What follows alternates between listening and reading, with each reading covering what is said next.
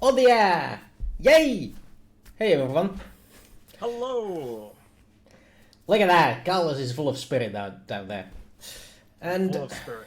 the rest of them are probably with us. Talk about Germany immediately at the bottom. Talk about what? Germany? Germany. Ah, yes. What's anything interesting Yes. happening in Germany? Nope. Still here. Nothing interesting happening at all. Yeah, Europe is surprisingly calm compared to some other continents. I would not actually put the UK in that kind of hemisphere. I did say Europe. Okay. Yeah. He was mean mainland. Yeah. Okay. Whenever you're talking about Europe, the UK just bails out immediately. Okay, so yes, the mainland, the contiguous countries of Europe, we're fine. And Iceland. They're better Actually, off, but I heard that I think Norway, they just like shut shit down because they went like super red zone. You got kids doing something like, because another with my D&D group, she told me somebody in her town, it was like a group of like 10 kids or something like that, and they all decide, hey, I want to celebrate my last days of summer vacation, so let's go all party out in an abandoned mine okay. with a gasoline generator, and that's going to be, everything will be fine. Yep, all of them passed out. And Wow. I think she said like pretty much everybody has pretty much permanent brain damage. From the The gas ventilation stations. is... Ventilation, abandoned mine with God knows what. I mean, if it's abandoned, it's probably for a reason. So yeah, Let's be honest. Mining companies are generally not known for ventilating abandoned mines. ventilating mines, and generally, if you look at black lung and all the conditions that miners get in even well-maintained mines, if a mining company is abandoning that shit, that's because they cannot afford to keep paying out on the medical bills. Yeah. yeah. So that was that. So I'm not gonna say everywhere in Europe, but for the most part, not a whole lot of Yeah. issues right now. But Yeah. then again, we're not in between. Most of the countries aren't in a big election, like closing up Yeah. to an election. Also, we are managing the pandemic rather well in comparison. Yes. So that's not causing any major issues at the moment in most of the Europe. I'm sorry, Carlos. Excluding the island nation over there. Well, Finland's handled it. Finland's handled it a wee bit better, but I think a lot of it is due to who wants to visit Finland? Actually, surprisingly many people. Yeah, actually, it's actually a nice country. It is. Yeah. Hey, You can't hear me, Frog? Am I too low for you? Is my voice not? I adjusted my voice down to contrast your voices, but yeah. As Froggy is saying, Sweden is managing things poorly, aka Sweden is not managing the pandemic at all. They have a very laissez-faire attitude towards the pandemic. They were just okay. If you want it, get it. Let the health system organize it, and then apparently they go ahead and euthanize a few elderly people. Well, not euthanize. It was the issue was the coordination between their public health and their care home system wasn't properly in place. Yeah, some people say it was intentional. Some people say it was accidental, and I say, well, it's up to the Swedish judicial system to decide. Yes. I can't investigate. All I have is rumors and hearsay. It's not like you had the NHS was they were trying to offload people in the NHS, so they were sending like OEPs that had been sent to hospitals back to the care homes, and they hadn't been checked. Oh, in the UK. Yeah. Okay, we were talking about separate topics. Oh no, and they had COVID. Yeah, obviously. That's happening everywhere. Almost everywhere. Yeah. because the way they're looking at it, it's like, oh, they're not showing symptoms there, and it's like it's partly due to that. That's where the health Doesn't Russia have a organizations. vaccine though? This is Russia. Do you want to trust Putin? I trust their vaccine about as much as I'm going to trust our vaccine. Not that I'm an anti-vaxxer. It's just it's all rolling out right now. The Russian shit over here, and people already got sick off the first try. Yeah. Hey, something new and cool, interesting. Look down here, bottom left-hand corner of our screen. We have a new art. Mm-hmm. That's kind of cool. It's coming up, We do? I think. Let's see. Right now is Noah. Hey, there it is. Oh my god, we do have it.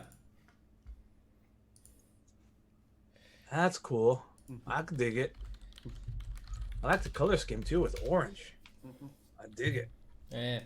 Need to adjust those the other ones to make them same size as the other one, but don't have to wait for that. At least until the break or something. For now, The eyes different colors also. I admit nothing.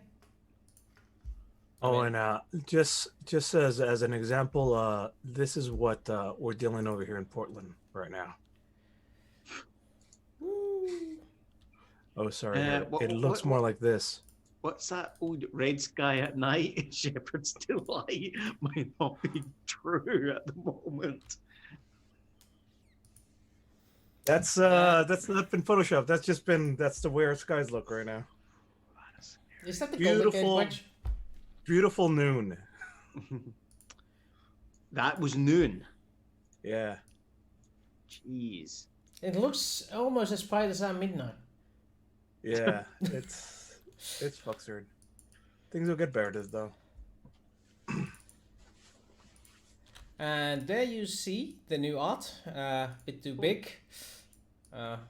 Let's see if I can squeeze it down a little. Woo. Now you can see the big shoes he has to fill. Let's go all the way up to his knees. Are you kidding me? Hey, He's old legs. Yeah. Actually, that's just a good camera or shooting angle. Maybe. Perspective, force perspective. Those are some marching boots, boy. Yeah.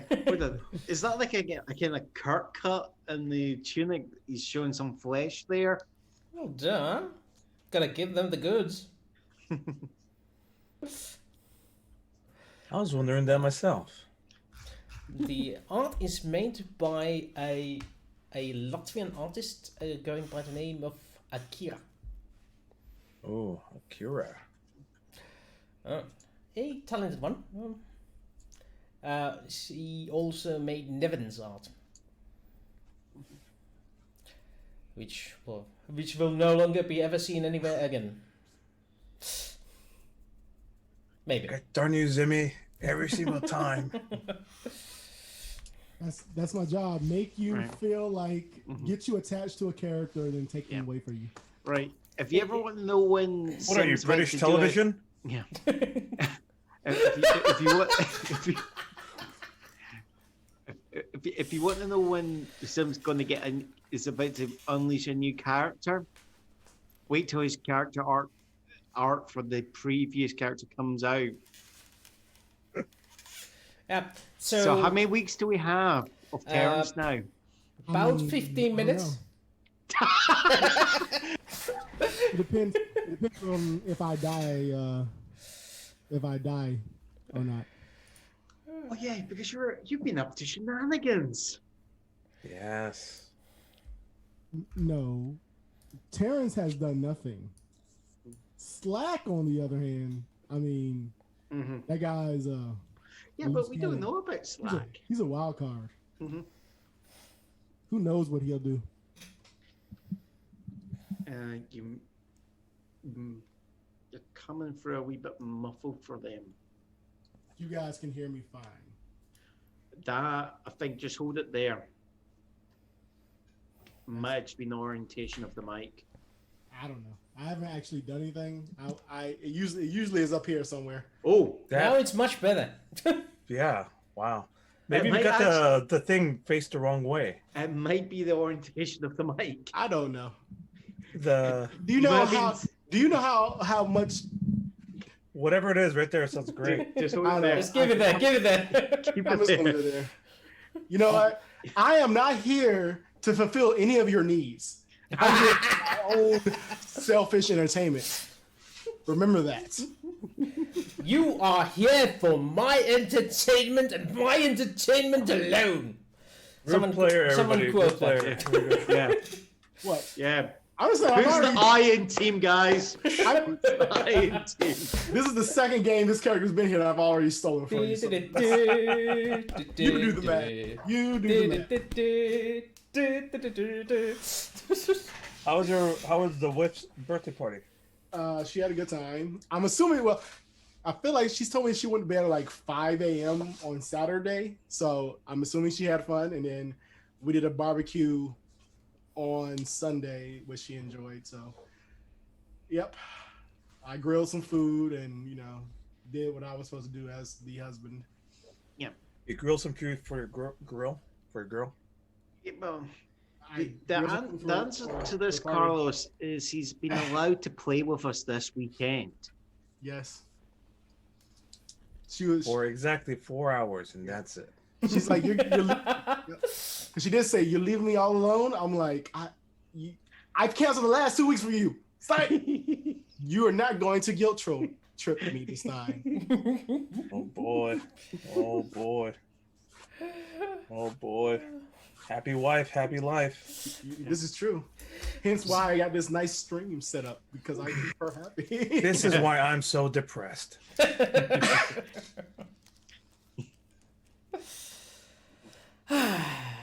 Well, He's what is scouring going some on? food for his grill.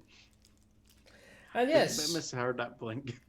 some of you might have noticed that we did have in the previous week a guest star by the name of Blinky. Yeah. Who is currently in our chat over there. Over there, somewhere on the chat bar or wherever you keep the chat window. Unless you're watching this on YouTube, and then you're shit out of luck. Go check out their Twitch next time. Okay. So what you're saying is Blinky. Carlos. So what you're saying is Blinky's trying to replace me. Is that what I'm getting from? You know what? I'll Maybe. leave right now. Don't give me ideas. I'll leave right now. Blinky, you talk out. I'll send you the Zoom link invite. No, please stay. Don't leave. We need you so badly. You know what? That's it. I'm blowing it. Ship is going down. Slack is back. No. Because you only have. We haven't even started yet. This is Did how you the only Arctic have- conflict begins, people. Because if you really think about it, we only have one pilot left on the ship. All the people who can fly are currently indisposed. Well, I'm sure you got somebody in there that can fly. It's a possibility.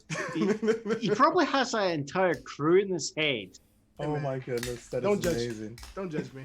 That is amazing. Don't judge my character choices. Well, we love your character. This is fantastic. Oh, that's funny. Okay. Okay. So Blinky did good. Thank you. Yep. I think it was fun. Mm-hmm. Thank you again, Blinky, for being there with us. We enjoyed your presence, and perhaps in the future we'll do it again. Yeah. With any other, I still haven't set up. We haven't set up anything for new peoples. It's just been going crazy. This has been a terrible month, and I'm assuming next month's going to be even worse. Well, it's 2020, so I don't think it's gonna let up until 2023. Look, He's going to skip 2021 altogether. I have faith for 2021, okay? I'm maintaining faith until the ball drops and they tell us the apocalypse has started. So I'm maintaining faith until then. Yeah, I think that's one of the reasons why we're not going to be playing Fate of Cthulhu, because it's maybe hitting a bit too close to home with some of the scenarios. Yeah. And, Yeah. Yeah, we play this for fantasy, escapism. And the scenarios would be spoilers for December anyway. especially the King in Yellow one. Yeah. You know It's what a I miss? pandemic one. I miss the killer wasps. Why can't we go back to the killer wasps? Yeah, Africanized bees just spread across the world. That was remember when that just used to be the greatest problem facing the Western civilization? Oh yeah. We were so scared of those killer bees, and then they're like, now we got some murder wasps. And they came here to the US and they're like, fuck, we out. See ya. Yeah. Murder hornets, that's what it was, yes. Oh boy, that's crazy. It's been one hell of a year, and well, we did make a new follower last weekend. Ooh. Apparently, Meaningful Gaming has followed us. Don't know who that is. Don't know why, but hope you're enjoying the show and the banter we've been having. But should we slowly get to the gaming? Yeah, we're out of banter. We should have had 2 weeks worth of banter, but we bantered all we pre-bantered before you all got here. Yeah. We shot our load too early. Maybe we should make the pre-banter a Patreon exclusive. Ooh. Wink, wink, wink. Only fans. I was gonna make one of those jokes. No. But you beat me to it. All right. I'm going to step in and do some. Fine. Right. I mean, we Sit there. I mean, The next 5 minutes is presented on OnlyFans only. I mean, I will start our OnlyFans and I will send some sexy pictures of dice. That sounds Dice and dicey. lingerie. Yeah. Dice and mini Terrible phones. idea. I mean, theoretically, OnlyFans does not have to be for full. Wait, how does that shit even work? I need to research some stuff. I'm gonna make that an appointment. I'm gonna look up what it takes, what OnlyFans is all about. I think it's content for people who pay for the content. That's it. Yeah. It can be whatever. You can just sit there and tap dance, and if people pay you for it, they pay you for it. Yeah, you can set up a subscription for people to pay Yeah. monthly Yeah. for content. Just like, apparently OnlyFans can be porn, but it doesn't have to be porn. To be honest. Oh, there's porn there too. Just like Pornhub. Doesn't have to be porn, but... Yeah, in And, fact, like, up until that new movie came out, up until what was it? Hamilton. That was the only way you could watch it. Mm-hmm. Was pirated versions of cams on Pornhub. For a real legit deal, that's the only way you could watch Hamilton up until Disney just. Until it was put on Disney. Well, I guess the more you know. I think we should have these memes on standby. The more you know. Not that we're trying to condone copyright piracy, copyright breaches of any kind. Listen, we're very anti-piracy. Yeah. Now, where's my iPad? My pickle and my pipe. Oh. Well, we have no comments on copyright piracy as we are not copyright lawyers. Yeah. And we are from 4 distinct national identities with different laws. Mm-hmm. No comment. And I'm not even using my real name, so fuck y'all.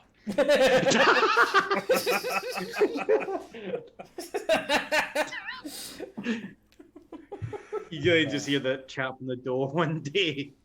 I've heard that tap before. Yeah. This is the FBI. Open the door immediately. I've had that. You have? I've got a letter from the feds. Oh, letter. Okay. No, that's cool.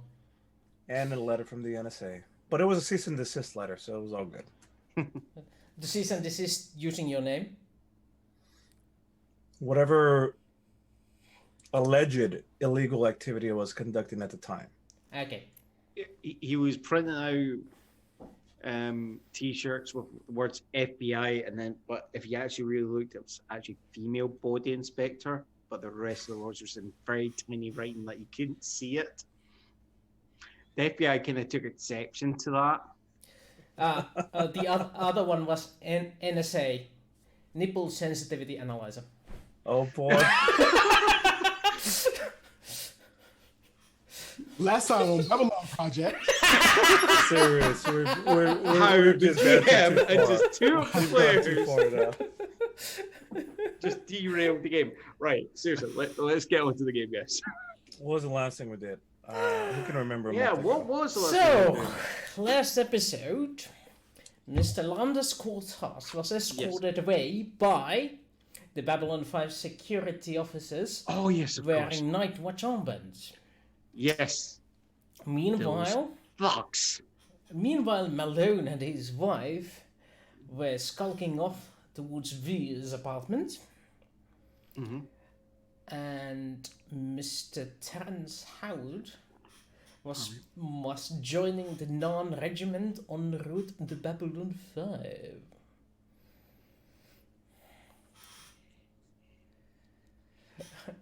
Sorry, what was the last thing that Terrence was doing? Joining the Narns on your ship to return to Babylon 5. And I should take the bandit off. Yes, good point. Oh, Thank and you. I think the last thing we said was we were gonna talk Malone You and guys, Frazier.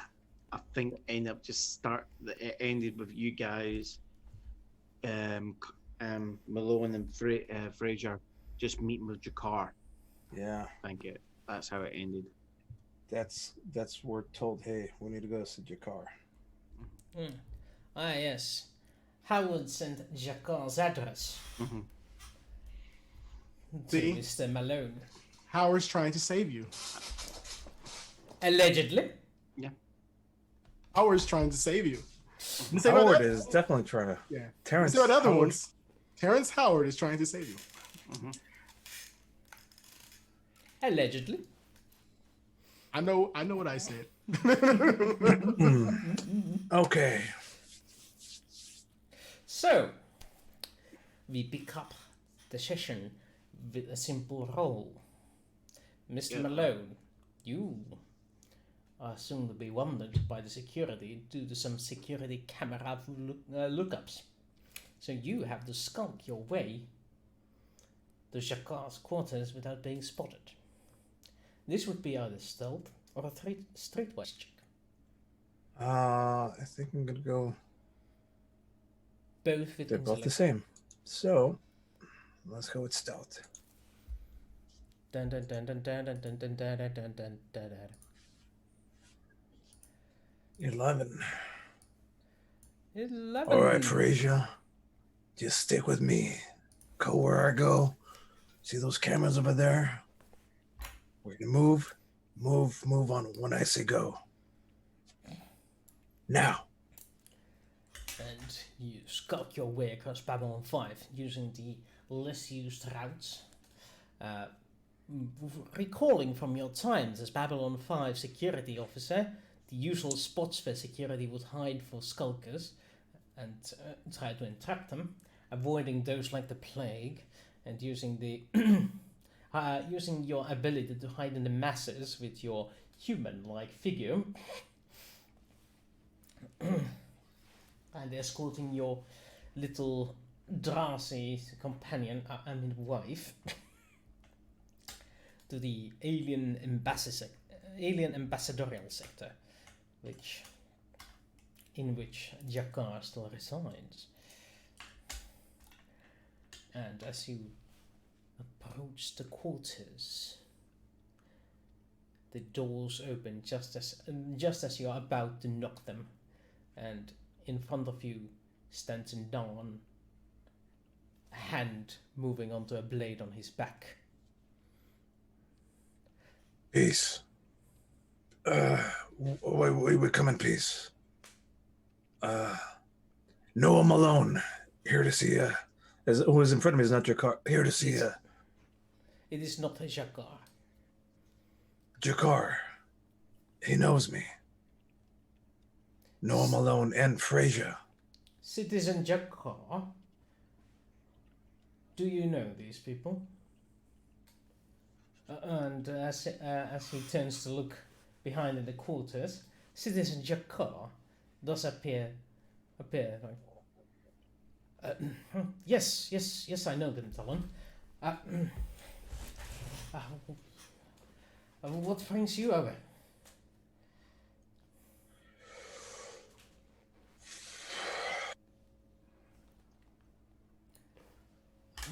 What does bring me over? It's been 2.5 weeks. I forget exactly why we were coming over. Howard told you that basically the Narns on the ship said that would be a safe place for you to hide out until they make their infiltration of the space station. Yeah, right.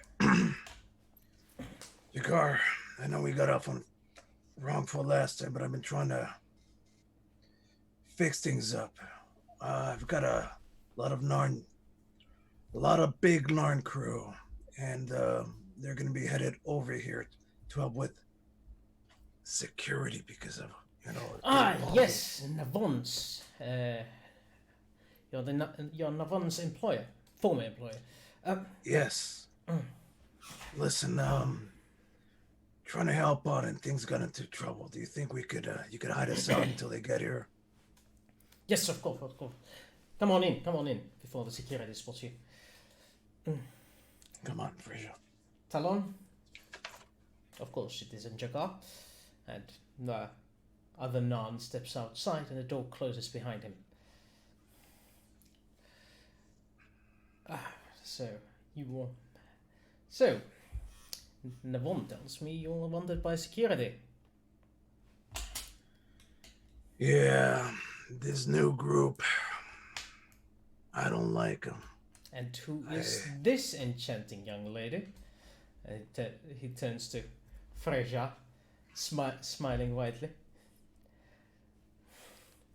Trust Jakar to know what a female Drazi looks like. This is Frazier. She's the best damn pilot I've ever run across. And one of our best crew members.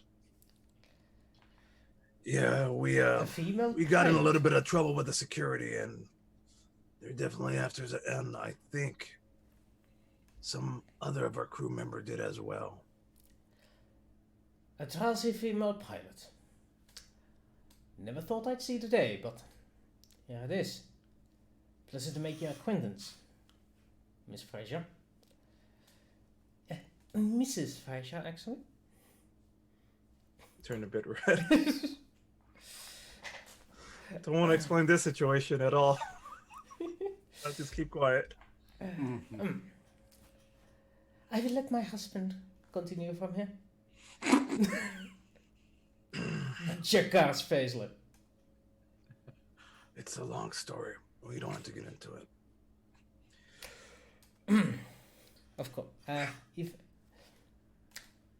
If that is your... But I will insist on hearing the rest of this story after the mess has settled. But if you excuse me, you can hide here for the time being, but I do have some matters to attend to. Exactly as he says that, the Babcom unit starts an incoming message. If you excuse me, you can read over there, and I'll get back to you as soon as possible. Yes, of course.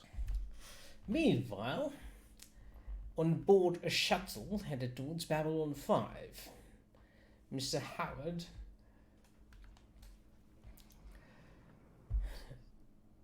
he's been given a rifle and a armor that a security armor befit of a Babylon 5 officer. A new design actually, but armor anyway. to protect you against BBG shots. Oh no. So they will be trying to shoot me. And just in case someone is trying to shoot at you, hopefully no one will. But we will be acting as a security once we end the board. Things are getting heated. But apparently the locals have a plan and we are required for that. All right. Are there any questions on your part of the mission? He kind of just, pets the rifle. No. Almost like, it's an old friend that he hasn't seen in a while.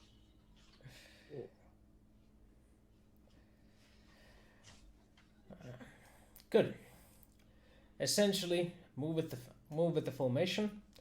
Take your spot at the rear and try to make sure no one shoots us at back. Copy that. Excellent.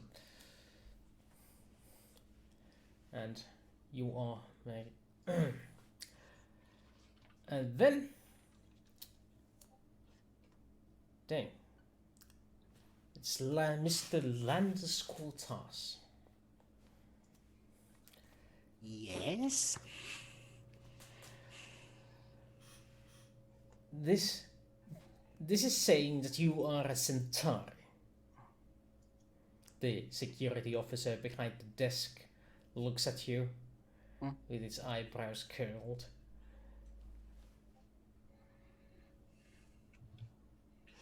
Where is your fan? Don't you all go around looking like peacocks? No, we don't have to do that. I actually kind of resent that attitude.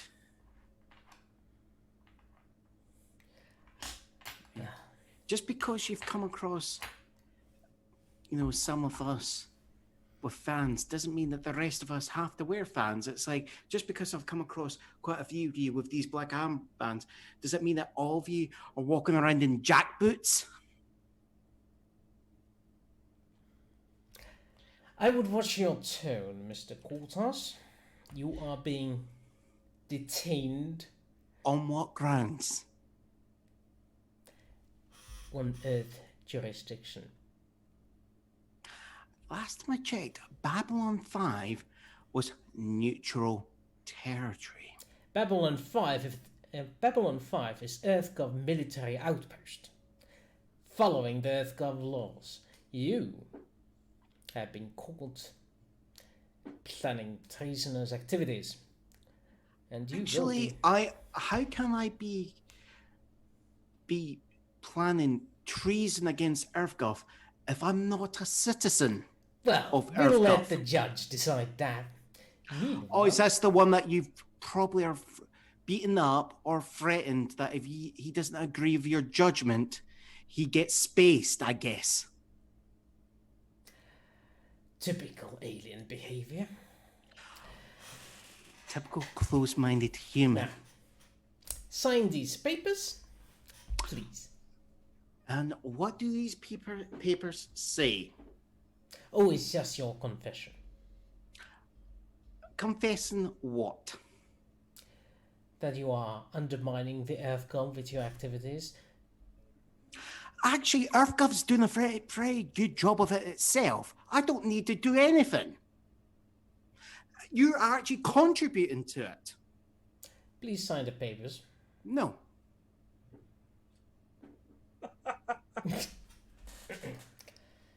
You can sign them yourself because it's you, I would say, is the treasonous one. You're the one that's actually causing more harm to your people and its reputation amongst other alien races. Very well then. We'll see how no food and no drink will handle you. We'll see you tomorrow at the same time. Oh, it's amateur hour in the torture session. Gee whiz. He stands up and walks out of the room, closing the door behind him. leaving Mr. Cortas alone. You're in trouble. And I ditched you there. Mm-hmm. Has he actually just left the paper? Yeah. You just see Cortus just take it, and is there like a camera or anything? You assume somewhere. Yeah. Cortus just shows his due appreciation of the actual confession and the paper it's written on by using it for the purpose he believes it's truly intended for, by wiping his backside with it. Sticking down his pants. Huh? And making sure that it's really any kind of mess is spread as firmly. And Right. just neatly lays it there. Do you want to fight back, or No, I'm doing it. This is how I'm resisting. It's like I'm just saying the doors are gonna open. all right. Are you gonna fight back, or are you going to let it happen? It's probably. I'll see how it comes about. If they come in with, it looks like they're going to come in with battery. Blackjacks in hand and. Oh yeah, I'm going to resist in that case. All right. Yeah. Give me an unarmed roll. We'll see how well you do. Okay. No. You're getting swarmed. Yeah. Fucking night watch. So just melee then. Okay. Yep. Dex. Base. Dex or strength, you can choose. Same either way. Okay. You can even use intellect on this one. Oh no, that would be worse. No. Because I'll be back up to full health. There. Okay, and then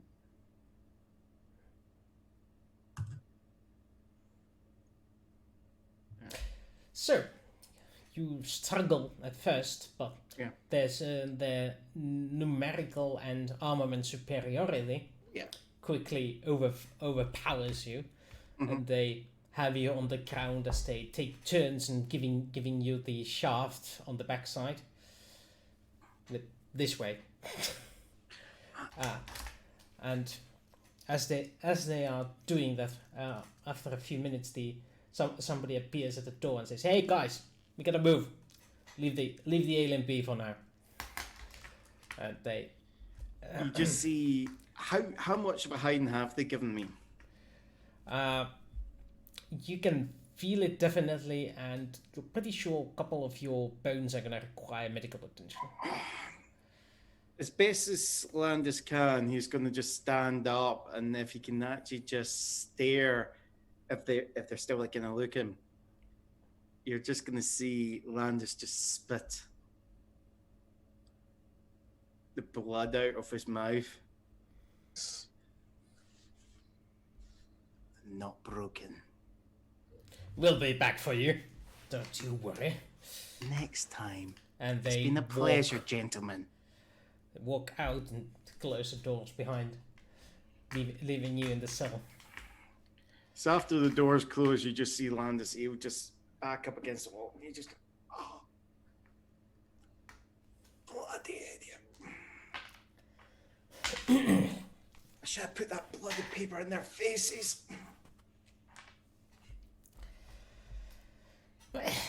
We're gonna fast forward a bit. Yeah.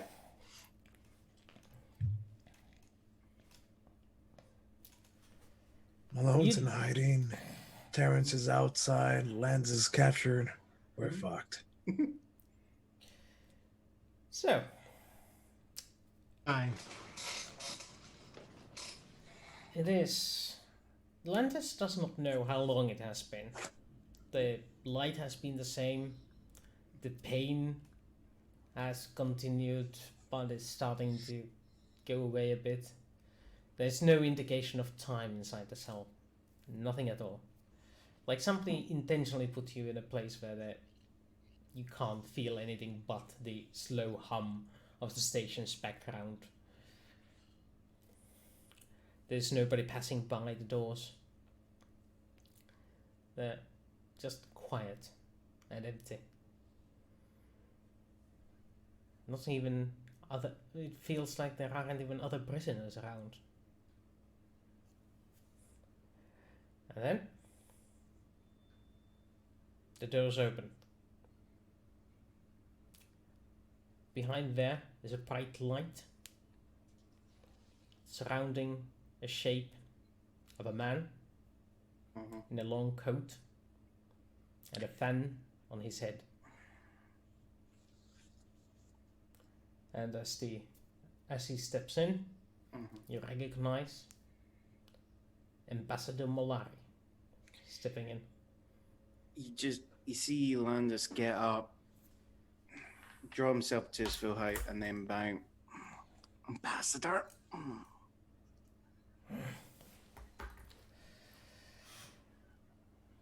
Well, if it isn't quarters.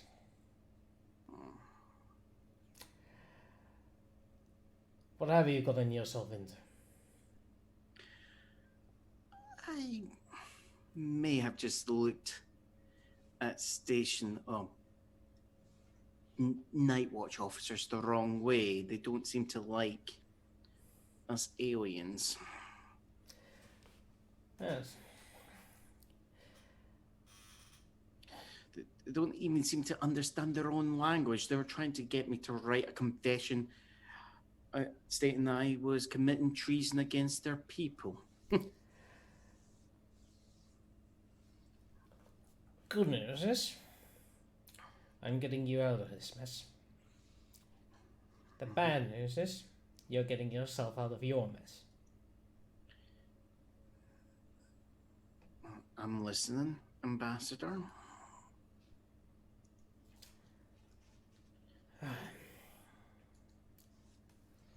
He looks around.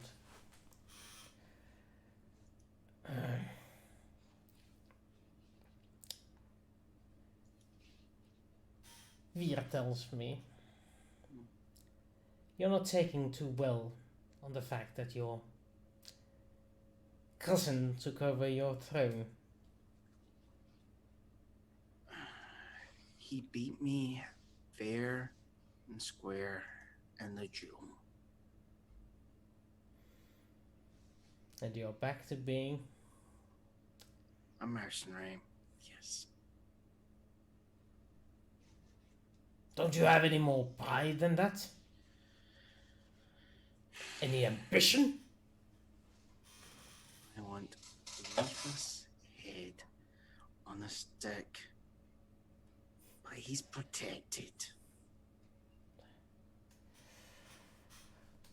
Yes. And you think you can do that as a mercenary? Working with a bunch of rowdy nuns and a group of humans?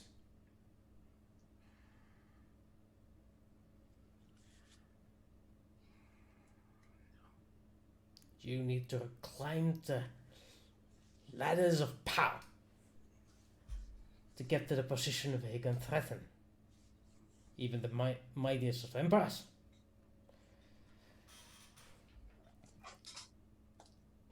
Even they are just men, like the rest of us. And here you are, in a human jail. Acting on petty defiance. You've been too close to the nuns. You're acting like them. Wearing your pride on your chest. And proclaiming to the world where they hurt you.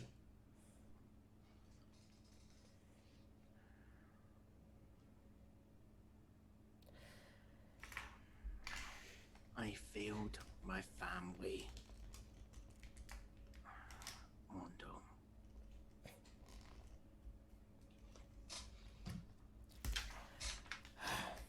Do you know why I got this job? Power, influence. Because nobody else wanted it.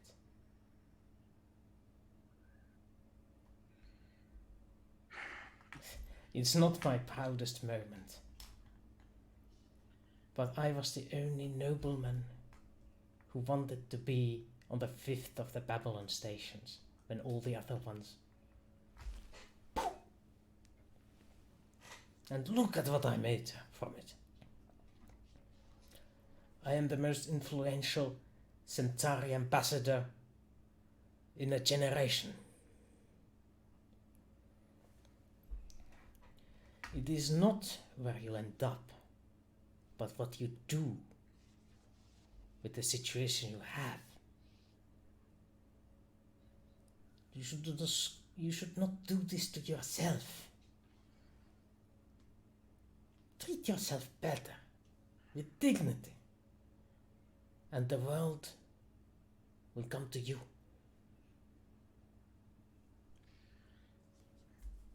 Can I ask you a question, Ambassador? Yes. If I was ever to go back to Homeworld, what would happen to me? Right now, you are nobody. Nobody would even notice you.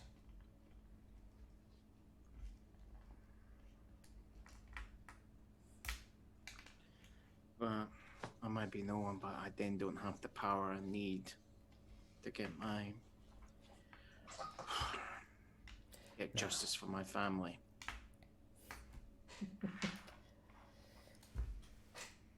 Indeed.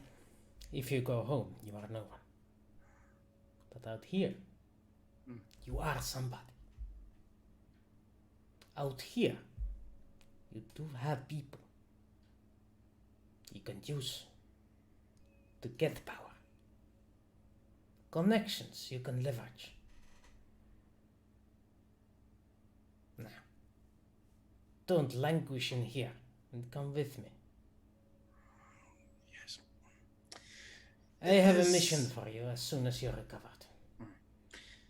Yes. You just see Landis just pull himself up a wee bit. It's not the finest establishment in the station for such a distinguished individual as myself. Now you're getting it. Now you're getting it. Come, let's get you some proper clothing and get your hair right. Yes. That is not befitting a man of your rank. Does this mean we getting old Landis back? Did he just get that pep talk like, all right, back to being a jackass? Yeah. An insufferable asshole after all the work that I've done. The growth gone. And now we go to the other side of the equation. Mr. Malone, you find yourself following Mr. Jacquard, a citizen Jacquard, out of the quarters. He announces that it's no longer safe there for the while being, and he could use a pair of strong hands, if you're willing to help. You won't find any stronger hands here than mine. Good. That is the sort of attitude we need here. It's good to have you on our side instead of against us. We will need all the people we can. And you are being corralled in the same space as Mr. Terence Howard. You have assembled into a hall. It seems like a storage room. One of those dockside storage rooms with plenty of space. Whatever was stored here has been removed. And there's a whole, you would say, over 100 nuns in here. And including that, your 50 that were on board your ship. Okay, I do remember, but I don't know if it was feasible, but Malone did say bring his big ass suit. So I would have done that. If it's feasible. Hold on, you brought Bertha. Yep, I brought Bertha. He asked for Bertha, and I brought Bertha. And whatever gun that he was like, and bring that. I'm like, okay. Because when we're talking about Bertha, the image I've got is if anyone's ever seen like The Expanse, like the Marine exo power suit, that's what I'm kind of imagining for this. Like small Gatling guns on like the forearms. Not quite as much, but it's a combination of that and like the Iron Man suit. Yeah. Right. Yeah, there is indeed one big crate there that has Malone's insignias on it. The big old M with a circle on it. I actually have a picture of this. No, he approaches the crate and the big stirring music rises up, as he undoes the clasps. Oh, we could definitely see the camera angle down low. Music goes high. Slow zoom in as Malone walks up to it. Touches the side of it, rubs it a little bit. The latch, pushes the button. The door slowly opens. Smoke drifts out. Covers up the camera. Cut to reaction of Malone's face. Yes. Reaches in. Cut to. The camera again, the crate pulls out. Revealing just a massive lit up interior of the armor suit. All glistening, glowing, lit up. Smoke still pouring out of it.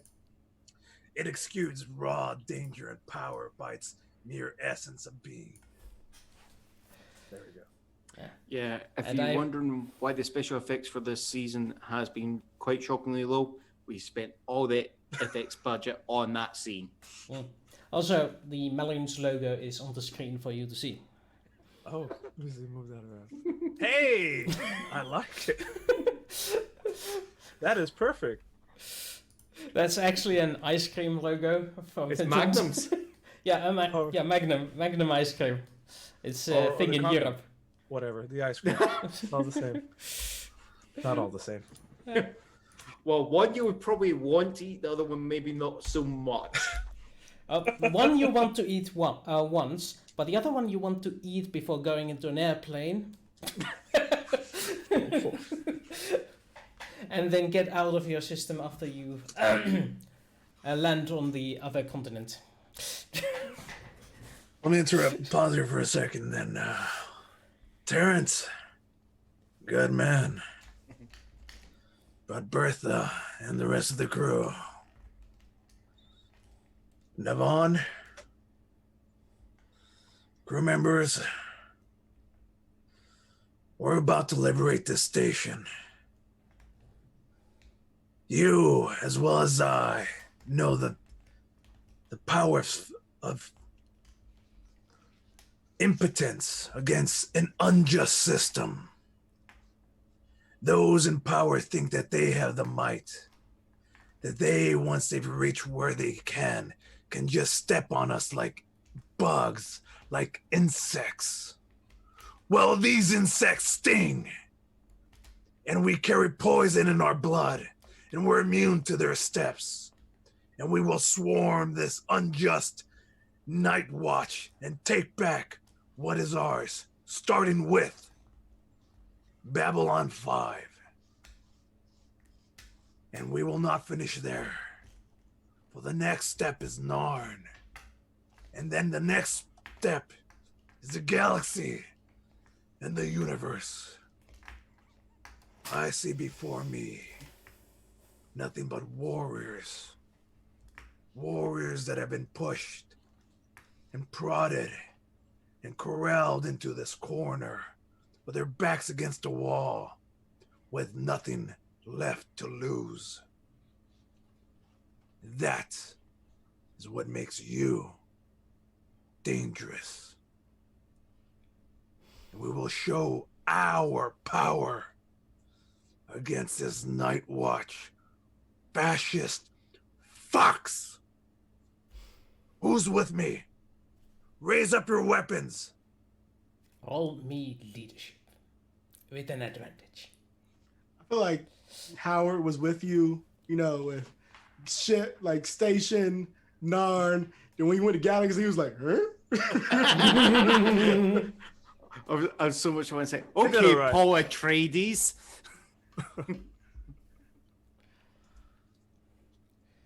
Wasn't it? Even the 2 doesn't help, does it? No, it's No. useless for you. But it is a basic success, which means in this situation, the nuns stamp on the chest and salute you.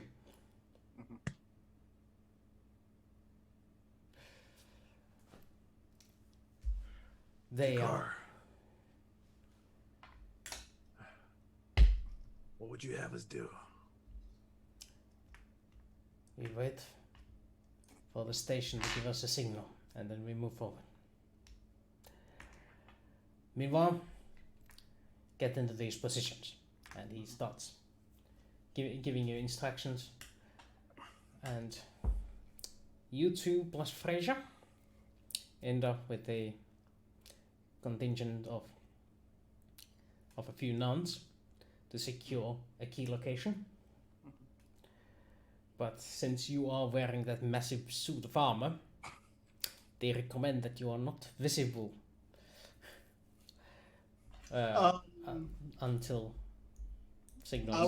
I would probably say that Howard would probably be like maybe about 10, 15 feet ahead of the major group and basically quietly surveying the hallways and, trying to make sure they have the best tactical positions if anybody does come our way. Basically give them information before, just running in the surprise.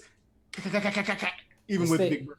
The station plan is to corral all of the night watch into a single room at the pretense of an armed invasion. They have no idea that the invasion is already here. They think it is going to arrive in the docking bay 16 soon. They should be arming up and heading that way.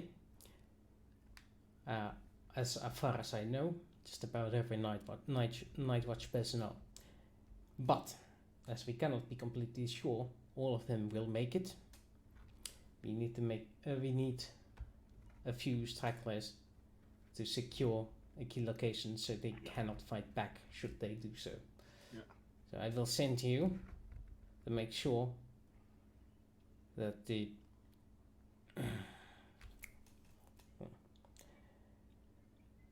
do not try and take over the command systems for the air recycling stations.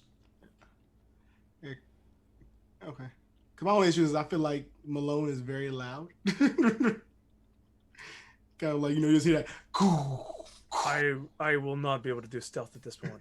So I would like basically say, Howard is like stealthing ahead.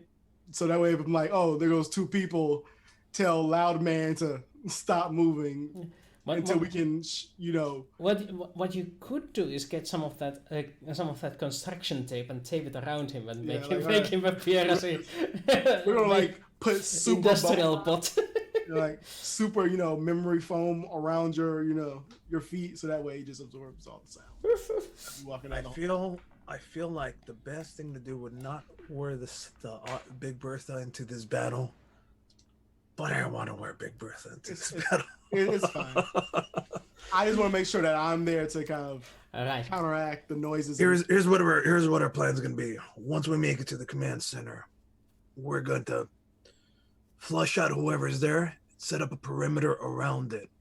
Any invading night watch that are attempting to move and to take over the air recycling command center will not be able to get there. Our objective is to get there, take it over as quickly as possible, and to hold it for as long as possible. Since Malone is insisting on wearing his armor, Howard, roll me a stealth check with a Bane. Gee, thanks. You're welcome.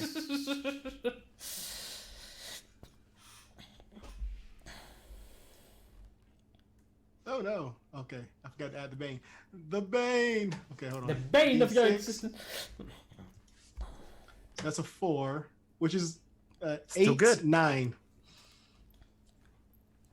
Which is still good. That means you will not be getting an additional people to worry about. It's like every time Howard's just like quietly, remembering that military training, with the rifle appearing, all of a sudden he's there, like. Yeah. So you go next to a wall, peek behind it, see there is a night watch operative moving. You go, with the hand signal, stop the. It's like this. I guess. Stop Malone from moving, and Malone's like completely still. Half knee up. Half my knees up. Like in the middle of one step. It's like Malone's actually just got the suit locked, so he doesn't actually just go. Right. It's slowly leaning forward, and then it goes behind the corner. Like, okay.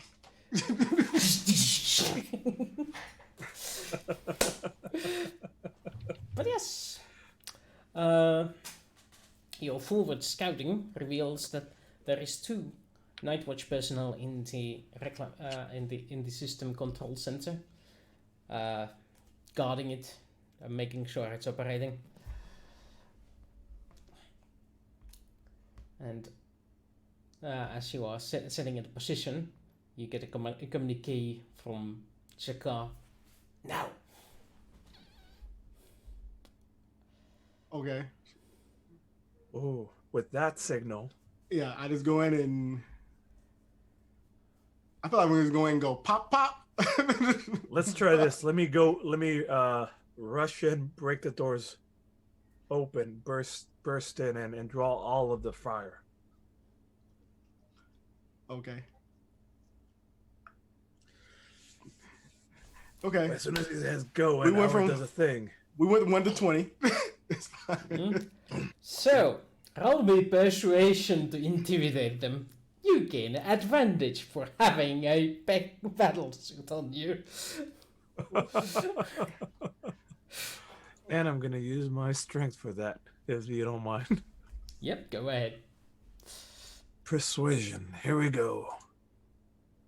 All right, all you mother. Ooh, what is that? A 5? With the boon. I like it. That replaces the 2. So that's 12 total. 12. Woo. Burst open the doors. Boom, boom, boom. All right, motherfuckers. Everybody down on the floor now. Nobody gets hurt. Yeah, the 2 Night Watch officers noticing the door come in, pick up their PPGs, turn towards you, and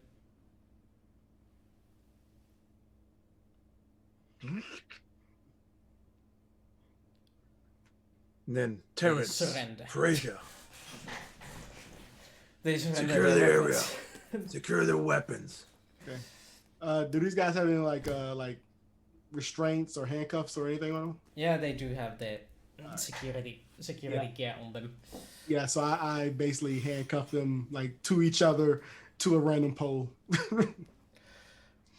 It's when you actually see it up close, you can understand why a lot of cops wear mirrored sunglasses. It is quite intimidating. Plus, these are the computer control stuff. It gives me all the infra Yeah. things. I see the Terminator thing, all the heat senses, plus our loadout, weapon, blah, blah, blah. Full ammo cartridge. You get the text line that goes He's with the also sound got, like, a effects. He's got like Also- the heart rate monitor for the other guys, and he just sees that it went up to 180 when they saw him walk in. If you guys, on a side note, if you guys ever get a chance to see Psycho, the original, the first half, the scene with where she's driving and she's evading the cop with Right. sunglasses, Mhm. ridiculously scary scene with the cop. Mm. He really pulls it off, and he just has these as well. Yeah. So that went exactly according to plan, which is unusual for you guys. Yeah. Yeah. I mean, So I suppose that's half an hour less of content from me. Oh boy, that's a half hour less. However, they may still come and fight, and we could Yeah. hold them No. off. 'cause We that is the were second part supposed of to the- try to shoot them, apparently. Well, No worries. I am prepared for this eventuality. I hope. What room? we succeeded too good. What room are we in again? The Air air recycling control. Okay. Air recycling control system, otherwise known as Argo. Arcs. ARCs, yes. We're in the ARCs room. Because we have to put acronyms on everything. That's how we do stuff in the USA. Yep. In the USA, we acronym the fuck out of everything. I mean, that's the military in general. Including your Acronyms country are- name. The military is acronym for everything. Need AOE. Do you mean Age of Empires? This is such an acronym. When you acronym everything, you go, which one do you mean? I can think of 20 examples of this. Acronyms on everything. Exactly. Acronyms on everything. AOE.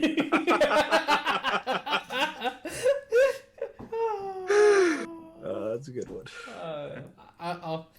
I game for the Babylon 5, I stayed for the community. They wouldn't let me leave. So, Yeah, you're in the wrong country for the Stockholm syndrome, though, aren't you?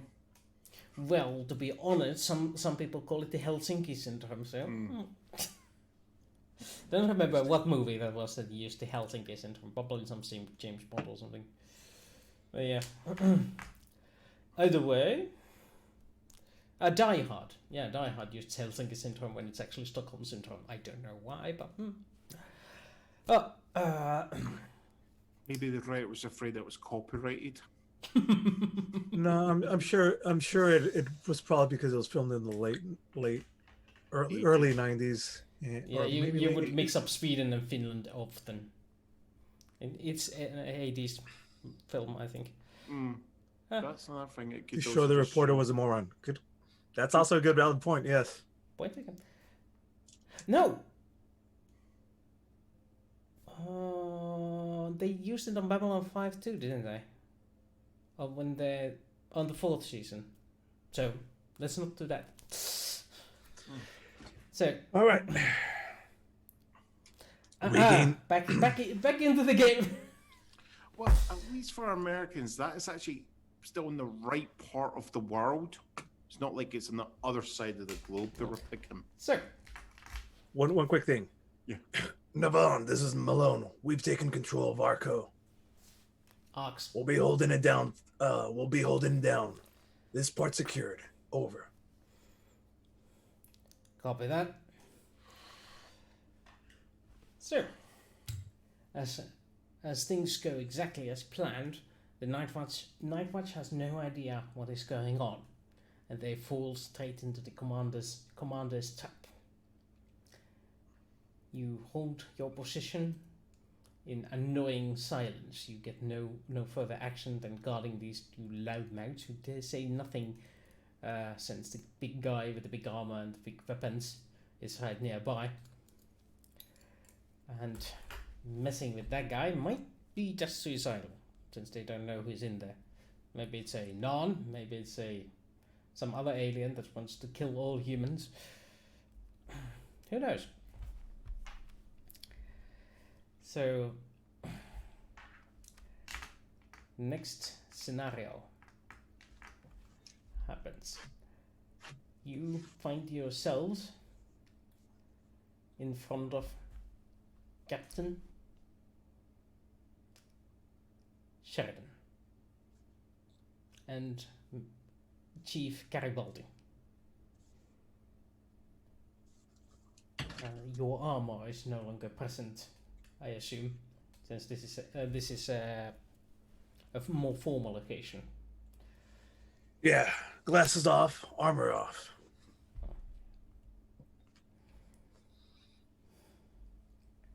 Colonel Malone, I presume?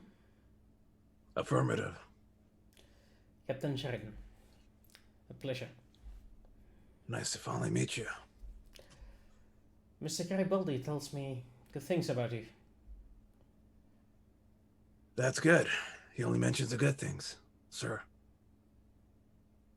Well, if I started on the bad things, we'd be here next week. Garibaldi mentions. No. making Sheridan smirk a little.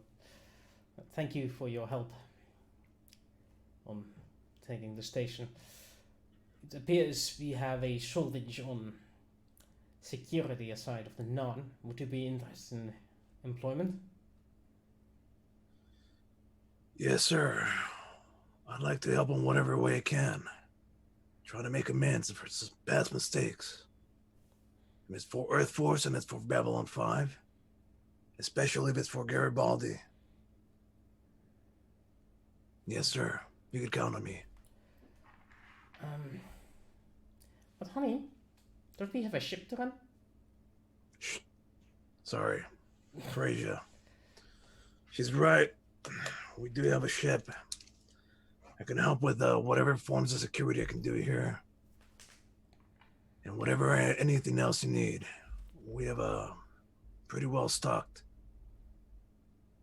armed ship that we could use for whatever other missions that you need, sir. At the moment, our biggest concern is the security of the station in the civil sort of manner, civil security issue, as we have no weapons against. As we have no security to guard against thievery and. God dang it. My English is failing me. Sure, I understand. The population. We require tools for law and order. More than we need tools of war. Yes, sir.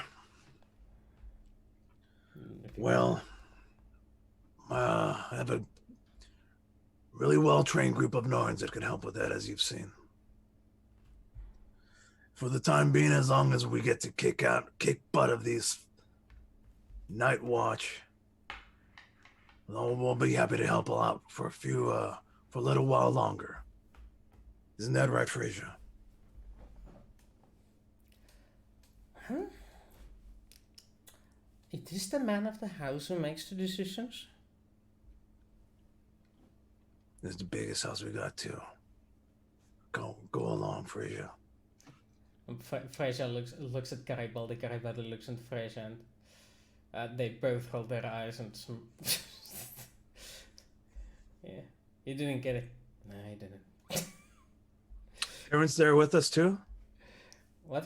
Terrence is there. Yeah, Terrence is also there with you. I forgot to mention that. And I figured. I got the joke. Yeah.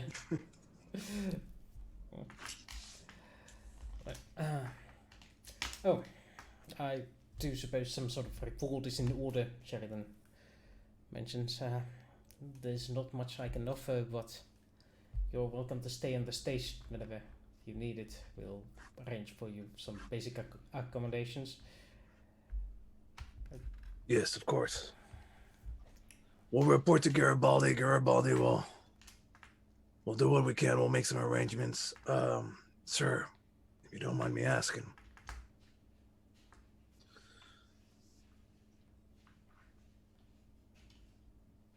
This Night Watch situation. They're gonna keep coming, I think. Well, we have a solution for that. It's not a permanent, it's a drastic one, but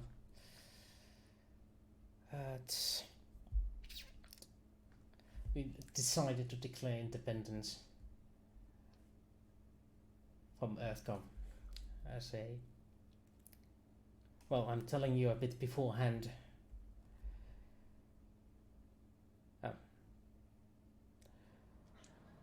Won't that cause a lot of problems with Earth Alliance? More than likely. But it's the only way we can keep things under control. It's a last ditch effort, but if that is what it takes to keep Nightwatch out of our hair, then that is what we will do. Yeah, I mean, theoretically, if you have the backing of the Narns, the Centauri, and the Minbari on the station, then One way or the other, I cannot condone Clark's regime and what it's doing to the colony world. We've seen it up close. It's not pretty. That man must be stopped. Sir, for what it's worth, I think you've made the right choice. Babylon 5 should remain independent until such time that leadership changes. For now we're holding up the Earthgov flag and try not to arouse undue attention to ourselves. We have more than enough problems on our hand. Also, Dylan tells me that you are reliable. That is a recommendation that I do not take lightly. Thank you. Now that I'm reminded, she did ask to meet you when you have the chance to go to the Minbari embassy. Yes, sir. Will do. Now, if you excuse me, I do have a station to run, and there is a lot of changes that need to be made with the new order of things. Of course. Thank you for Yes, your sir. help, and call me if you need something.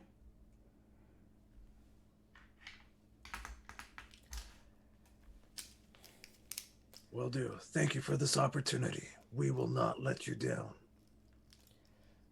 Meanwhile, in Medbay, Poor Landis. a Centauri doctor has gone over Mr. Cortes's wounds, applied some medication, and prescribed you 2 weeks of no working vacation. It will take some time to set all these bones, but as long as you don't overly excite yourself in the next 2 weeks, you should be fine. Here's some medication. Take one each day for the next week, and they should be enough to continue if the pain does not subside. Thank you. And that is when your communication device goes off, starts Pinging. rings. Pinging. Rings. Demands your attention. This is Cortas. This is Lennon speaking. Is this a bad occasion? No, Lennon, how can I help you? Are you on the station at the moment? Yes, I am. Just seeing to some business. Excellent. Would you be able to meet me in the Minbari embassy at your earliest convenience? Did Lando give... no, not Lando. That's wrong bloody franchise there, Londo. Did Londo give me any specific instructions, or is that I'm just to see him as soon as I can? No, more likely go to the doctor's office, and when you've recovered, come meet him. But that's not a minute schedule. Right, no, that's fine. I'll just look at. I do have a potential meeting, but I think I can squeeze you in before. I would appreciate that. No, you've done good work for me. So if you need me to Uh, do something. it I'm should willing to listen. not take long, but I would be grateful if you did show up. It's just as Landis is walking by, I think his face, like you see his reflection in the mirror, or in the glass there at least, maybe not a mirror, and he'll just go, and you just see his hand going, I'll deal with the fan later.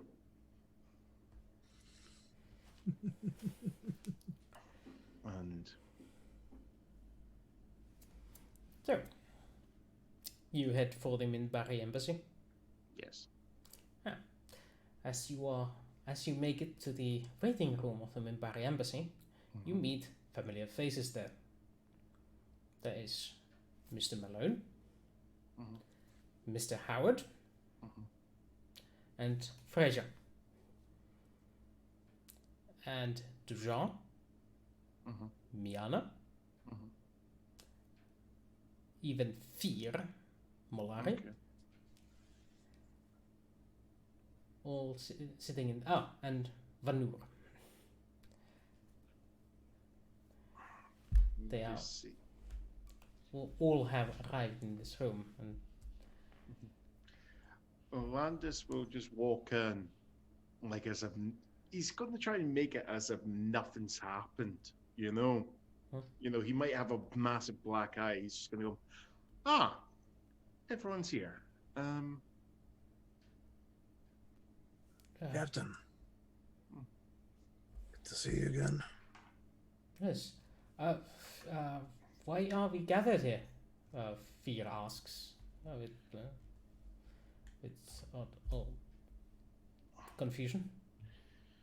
Yes, well, no one sent a message to myself.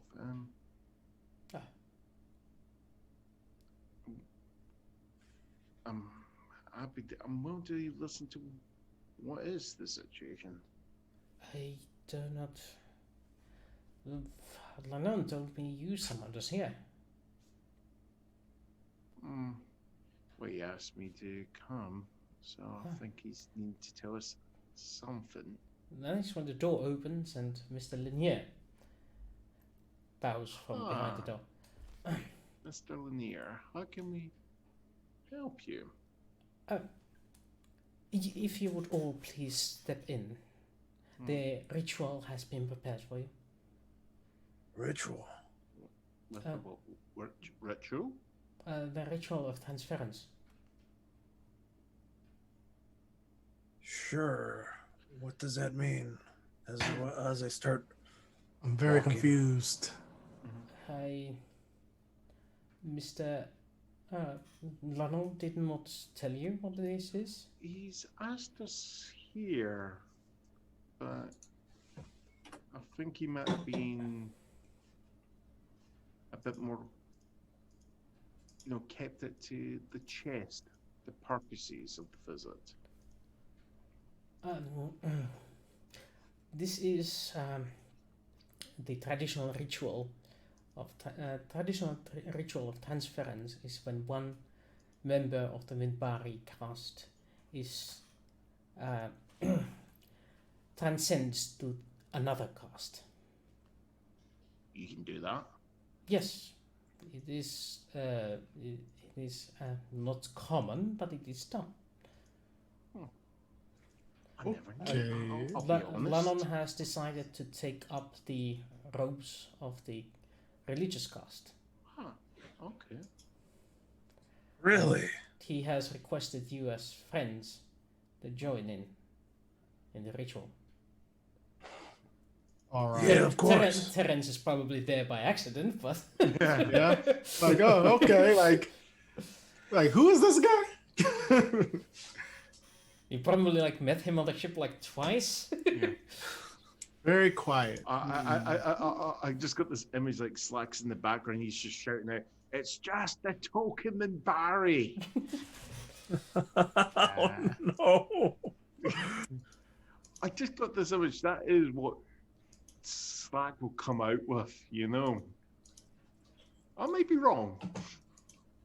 Who knows? Yeah. Slack's not here right now. Yeah. So, Well, we're That's probably a definitely good thing. Lennon's. We're definitely Lennon's friends, and we're proud and happy to assist in whatever we can. Listen, we don't know what we're doing, so we're gonna have to rely on you to tell us what to do, if that's all right with you. yes, Lennon has told me that you are not accustomed to Minbari rituals. All that is required of you is to stand in obedience and nod when I nod at you. We can handle that, right, folks? Yeah. Now, Please lead the way. follow Should have me. worn my ceremonial armor for Oh. this. And if Lennon hands you something, that is for you to keep and to thank him with a bow of your head. Okay. No words. And You just see a kind of grimace at the idea on Landis's face, the idea of accepting something without nice flowery speech coming out of his mouth. He's going, just bob ahead. Okay. You just see him grinding his teeth. so, as you gather up in a semicircle in the Minbari embassy, its room is filled with some sort of myrrh and smoke coming up. There's some triangular shapes, pillar-like in size, and in the middle, Lennon is kneeled in his warrior outfit, in a meditative stance. You've seen him before. On his, and the ceremony begins. Dylan walking up to her. Lennon. Of the warrior caste. What is your wish? My wish is to serve my people. What does it mean? That I must become a thinker, a philosopher. Will you cast your arms for the purity of thought? I will. Then rise, Lennon of the religious caste, and cast aside your past. He stands up from the mist, raising his fighting pike. He stands up, leaning on the pike, and he looks at you and walks to Malone, handing up the pike to the greatest of the warriors. I leave my weapon. And then he takes off the mantle of his armor and steps to Cortez. The one who needs protection, I give my armor.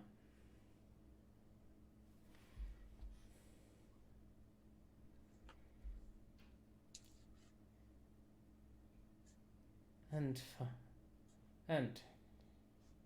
I have given away that which makes me warrior. He returns to the Len, and Linear comes and shrouds him with the robes of a priest.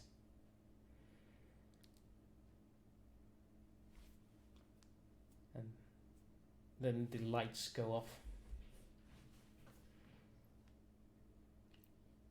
Takes a few moments. Lights come back on. The mist has evaporated,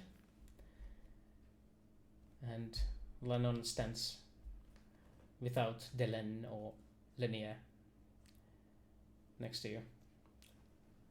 Thank you for joining this. As I have transferred from one cast to another, there's also one great transition in front of me. I must leave your service,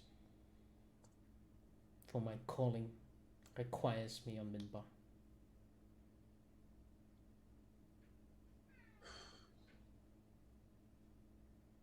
Lennon, I will miss you. You're a good person to talk to, and a cunning warrior. And I see now that you will be a cunning thinker.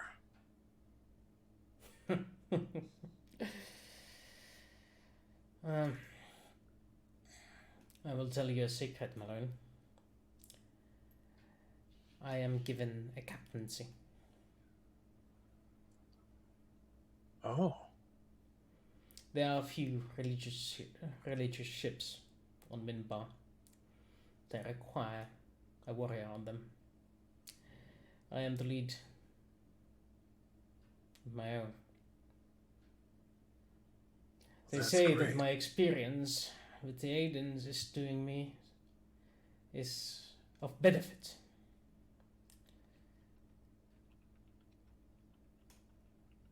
But perhaps we will meet again. Yes. I think fate has more for us. I think we will meet again. Let us not say goodbye. But till next time. That is the way all people says it. We will meet again in this life or the next. Yes. It has been a pleasure serving with you. Even if we did but our bones.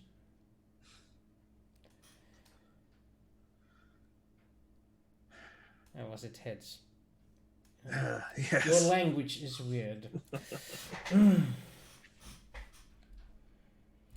Yeah.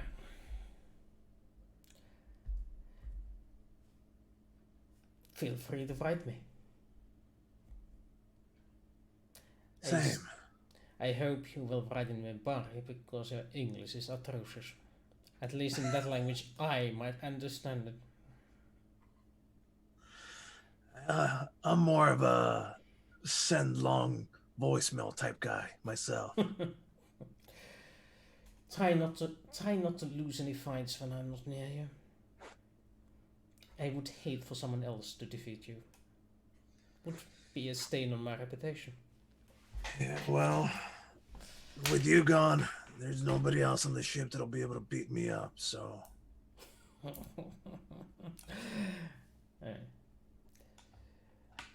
Good luck on your way. It was really good serving with you. You will be sorely missed. And good luck with your new opportunity. May your crew be as good as you were. Oh, now you're expecting miracles again. And this is where we take a break from our regularly scheduled programming and go get some drinks and whatnot. And do all the stuff. Yay! I'm just saying. This is some good wrap-up stuff. We're moving along nicely.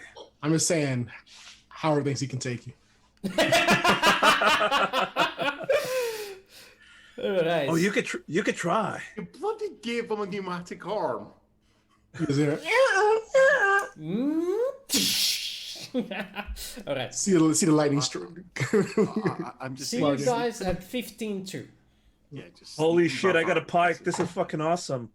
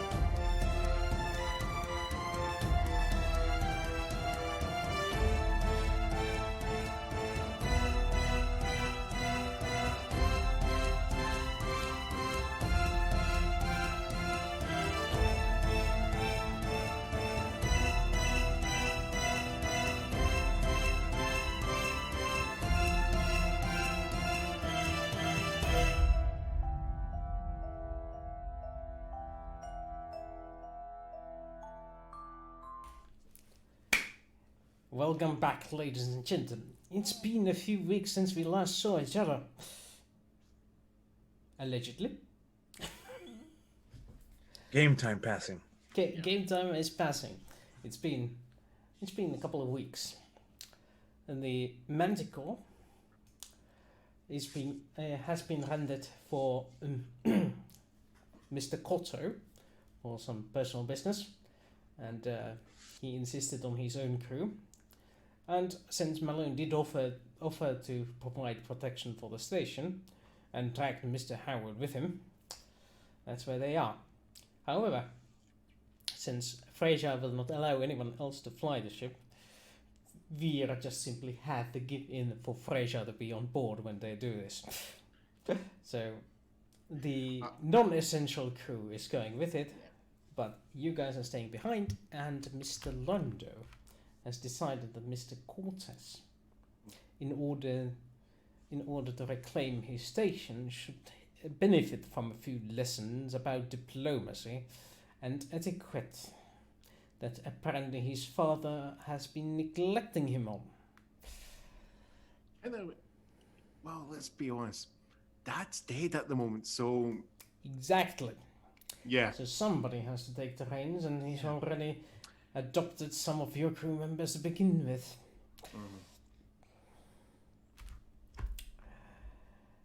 And and this and Like the Big Brother program. You're the little brother. Indeed, like the Big Brother program. And Colonel Malone has been instrumental in organizing the non-human cooperation on the station. You two, having experience in managing nuns and doing security on Babylon 5, means that you have been promoted to a third in command of the security force for the time being. Shit. So, first is you. First is obviously Mr. Garibaldi. Then his right-hand man, Jack Allen, and then you, Malone, number 3 in command. Congratulations on your field promotion. Even though you have all agreed it to be temporary for now. It looks good on the old resume. Exactly.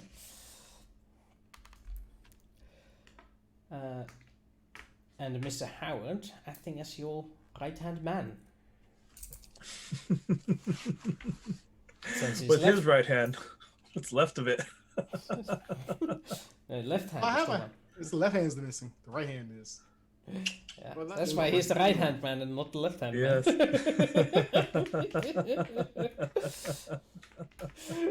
It'll be the synthetic left-hand man instead. You know, I think the secret to dealing with Narns is that it's just like prison rules. You go in, you beat up the biggest fucking baddest Narn there is, and then you're the boss. Nobody fucks with you.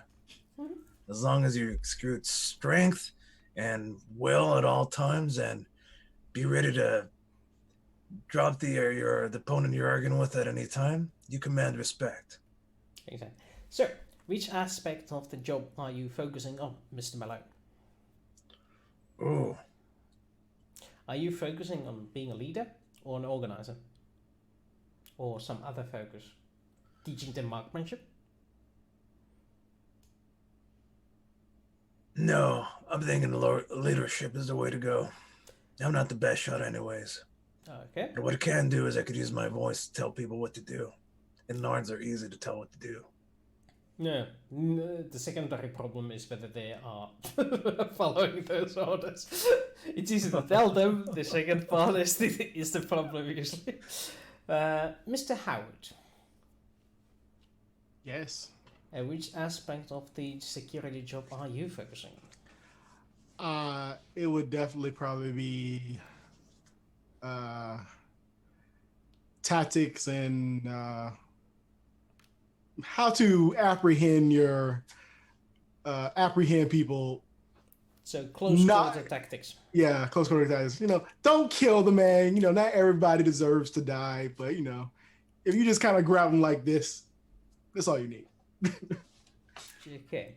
And Mr. Quarters, which aspect of the Centauri political sphere are you focusing on? The knowledge of the various houses, or or the methods of persuasion, or what? I'll be going back to a very old lesson from my grandfather. Knowledge is power. Right. Know thine enemy. Very well then. Ladies and gentlemen, here are your following upgrades. Mr. Malone, you gain 1 skill point in leadership. Oh.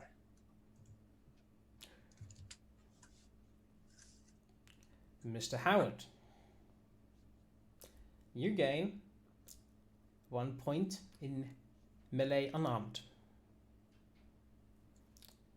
Mr. Quarters, you gain 1 point in education. Okay. So Oh, look! I'm on. The rest of you have super stats. He has low stats, so I know. Break. I know.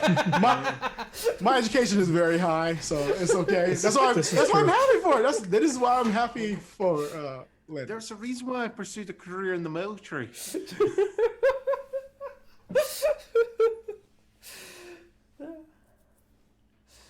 So yes, these are your upgrades. Enjoy them. Mm-hmm. Fantastic. Did it actually raise your modifier? No, it did not. 2 points away from raising the modifier, but hey, it's more than you had before. Yeah. I'll take that nice little leadership boost. That's good. All right, so, Mr. Howard, how are things going? How do you see the Narn troops so far? Working security. So far, so good. No casualties. I mean, still more people in medical than I would like, but no one's dead, which I count as a net positive. That is a net positive. We are try to avoid, detain, not kill. Yeah. I mean, Or preferably even just prevent. I mean, de-escalation. Yeah. De-escalation. But I would recommend that we talk to Captain Cortas and ask if he could ask the ambassador to tell the Centauri in the casino to kind of bring it down when you have a lot of Narn security officers and you're arguing about, gambling dates. They tend to not be as calm and bring you down. I'll put this down. Narns plus Centauri in casinos. Not good idea. Not good. All right. That is when Security Chief Garibaldi enters into the room. Colonel, I'm going to need your help quickly. We need Sure. to set up the system so that I can turn off the outside communications on a flick of a switch, and I need it inside the hour. You've got it. Get somebody on it immediately. What's going on? Now get yourself on it. I don't trust anyone at the moment. Anyone else than you.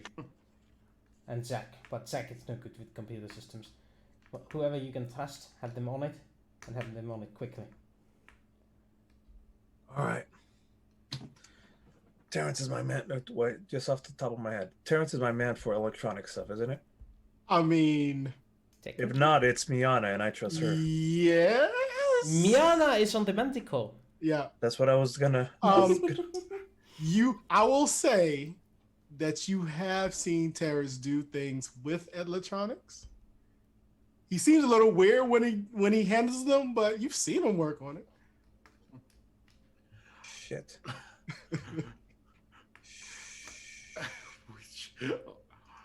Which Help me out. Who else can I use besides Terrence?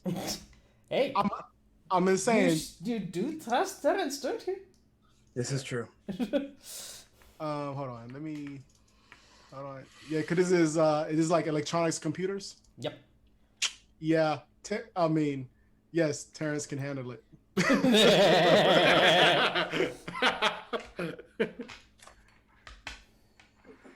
Terrence, for the record, man, can I have that again? you've been doing good you've been doing really good these last couple of weeks. Garibaldi's asked us set up a specific channel for just him, us, and a few others. Outside, and to be able to, on the moment's notice, cut off communication to the outside world. What can I do? Can you handle this? I have a skill set that I can pull from, Colonel. Fantastic. I'll leave this in your hands. You let me know when it's done. Let me know. Do you need anything from me? No, I just need to be alone in the room. Okay. We got to get this done under an hour. All right. All right. I gotta check on a couple things. I'll be back in a few minutes. Okay.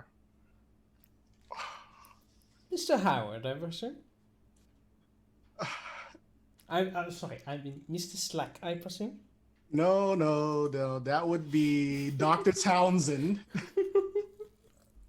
What no one sees, but Howard. Sure, the room is by yourself. Yeah. The camera slowly zooms in on you. But you see, which no one has ever seen Howard do this, but you do see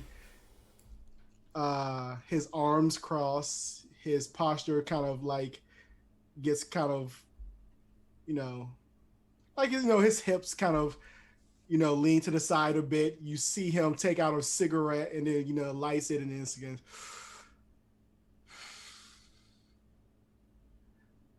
Well, I assume that if these work like every other computer, I'm pretty sure I can figure it out.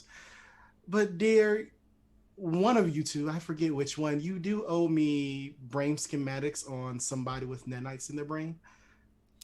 I'm only going to wait so long for them.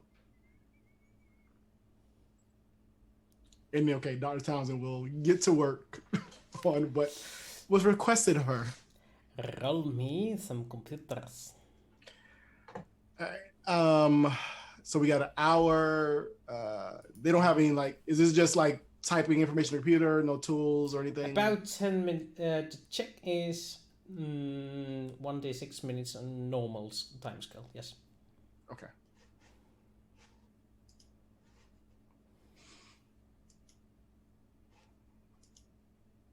That's a 13.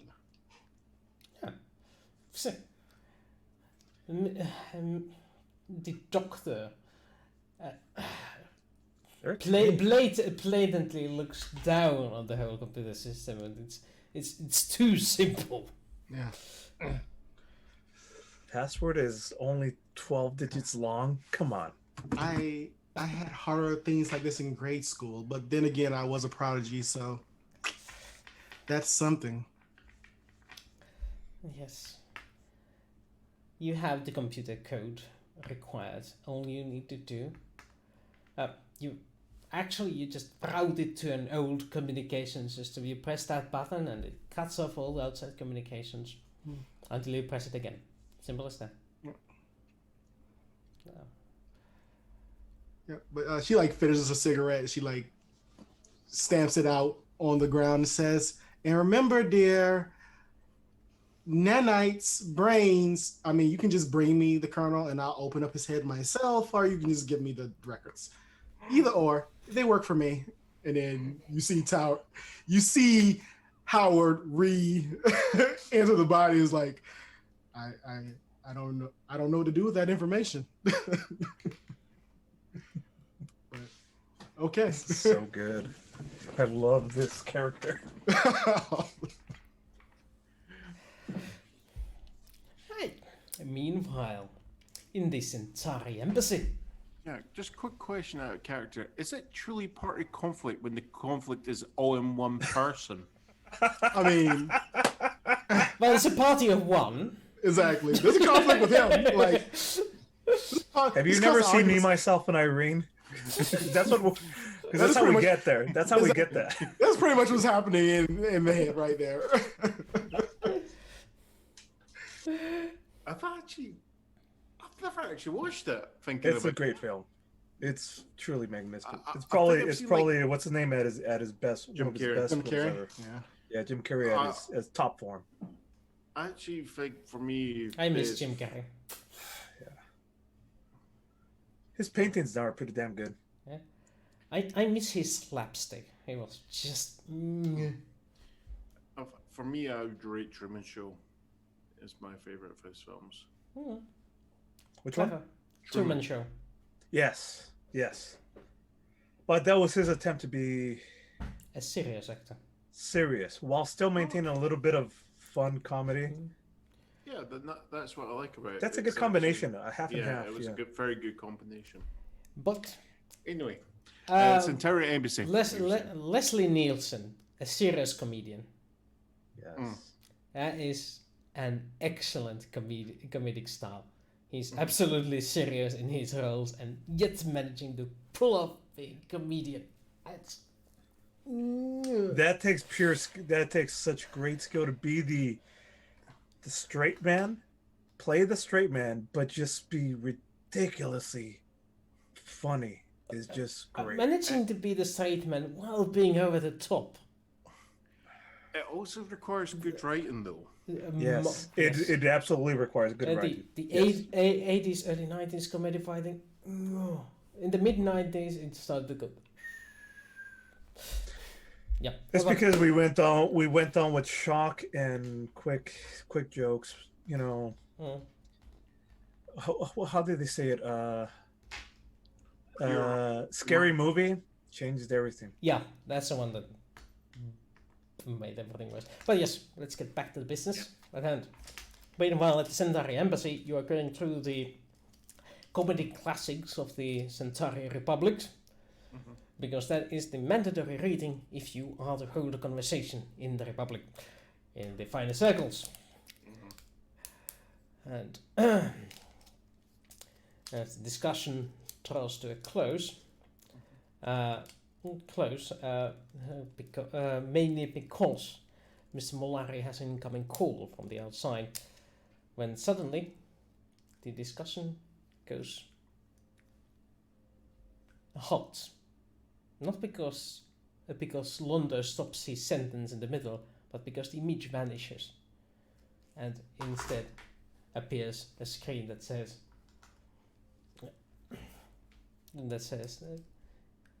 the call has been disconnected.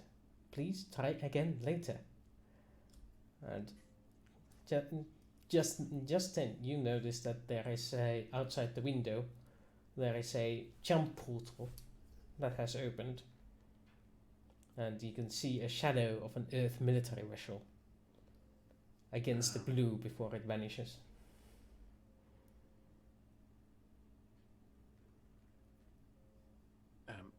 Londo? What? This stupid connection. I don't think it's just a connection. I think we might want to get to a secure location. Oh, what are you on about? I just seen an Earth Alliance ship jump into the system. And this is an Earth Alliance station. That should not be anything unusual. They just used their own jump portal and not the jump gate.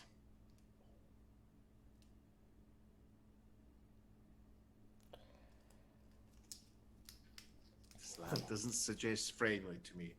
Ambassador, is there a place that we can go to that's going to be safer than, you know, an apartment with a front row seat?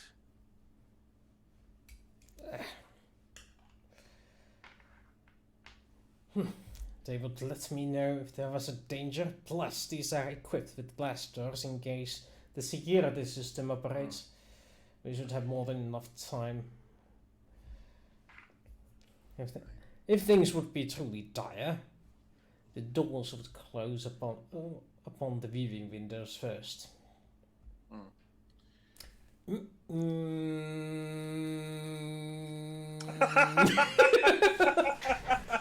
Yes, Ambassador. Cut to. As you quite wisely have said. I think there is wisdom in your words. Yes. And so, where would you say, is there any sort of secure bunker or anything, or safety bunker? This way. What a time for me to be. Yeah. And indeed, in the security office, it's been a few days since since you delivered that communication blocking device.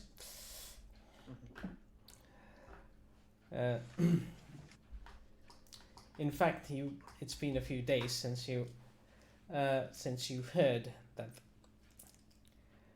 it was I'm messing things up in my head. No worries. Give me a moment. Coffee helps me. I don't have any. Right. Okay. So, you are made aware that the warship EAS Alexander is on the way to Babylon 5. The ship of General Haig, who is wanted for treason, according to the ISN.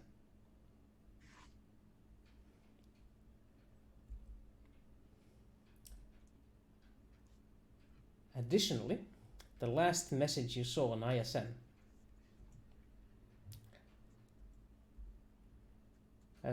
before the blackout was that the ISN Central was being attacked by Clark's elite guard in order to silence the station.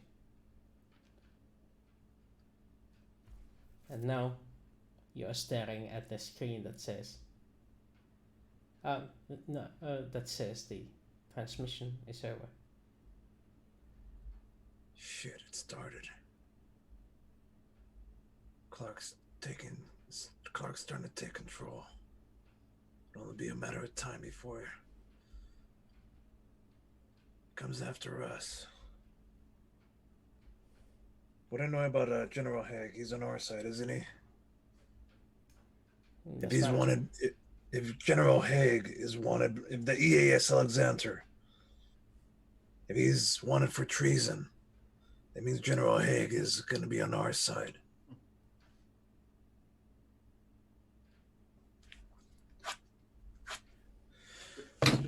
Howard,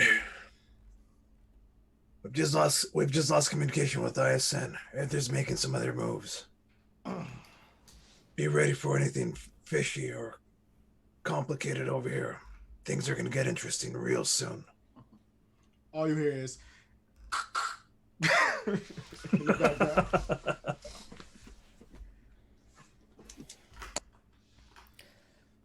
Transfer over to Garibaldi. Garibaldi, this is M. G, this is M. Do you copy? I'm gonna call him G on the secret channel. I should probably be a bit more stealthy about that. Go ahead, G. I think that thing we were talking about has started. ISN's gone dark. I'm aware. The situation is going haywire. Meet me. Actually, I'm coming to you. Hold still. 10-4.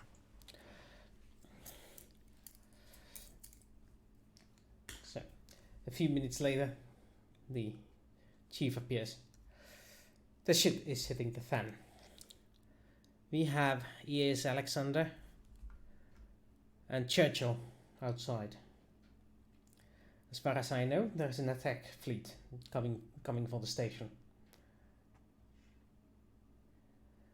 The Alexander and Churchill are providing assistance, and we're engaging the security network and the security grid.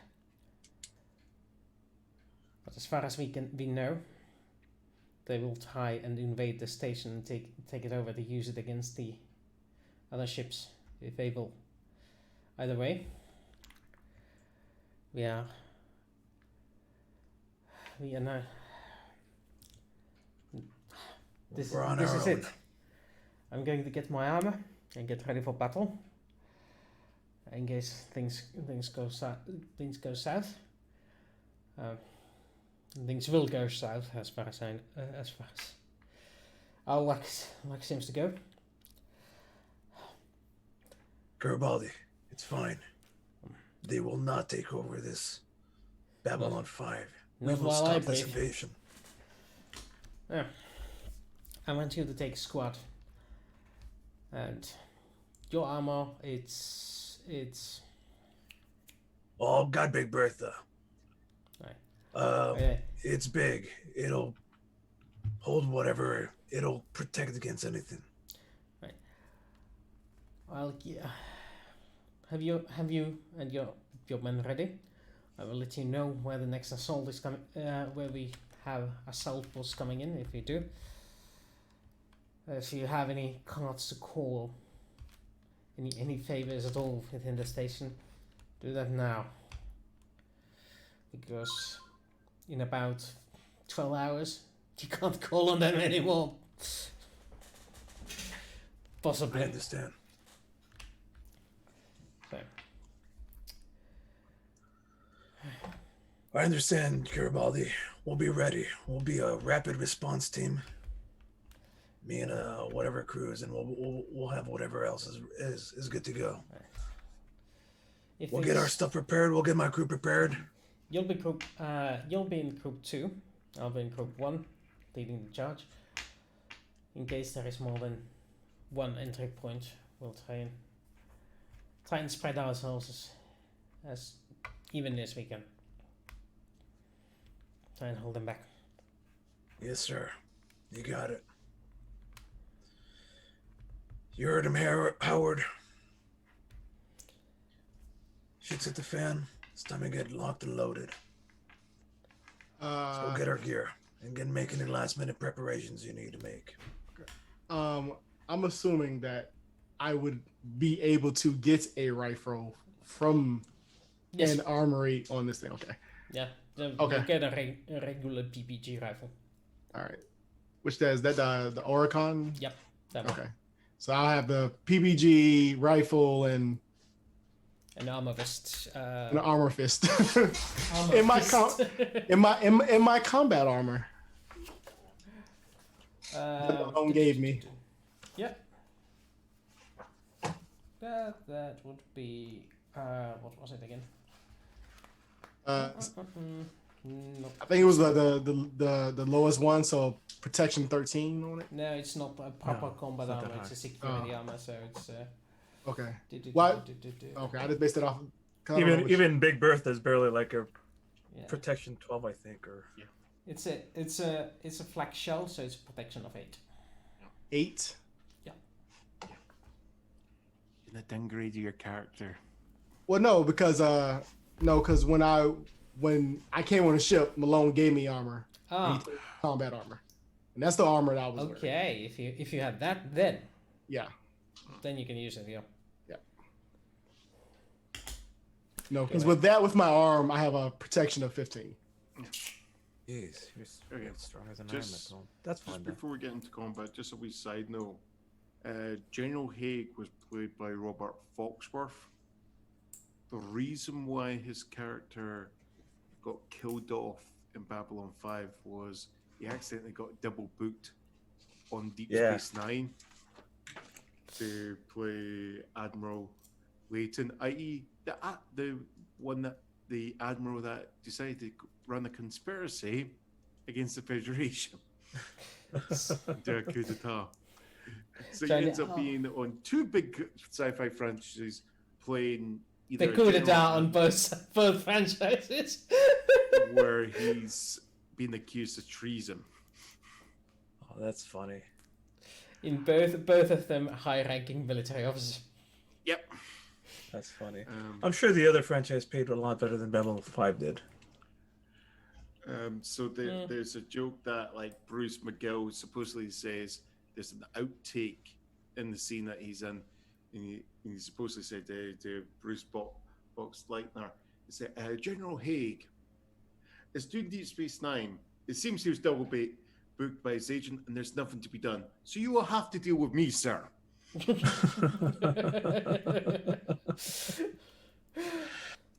All right, that's funny. Combat gear, put on. The Let's get on glasses. with the battle. So, what are you going to Weapons. do? Are you going to call in on any friends, allies, partners in crime? I'm going to call in one last call.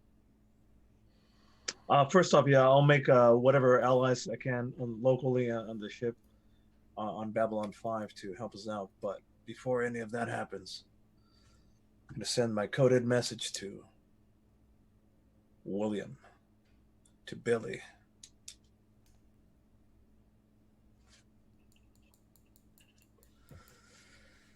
Billy, I don't know if this message will get to you in time.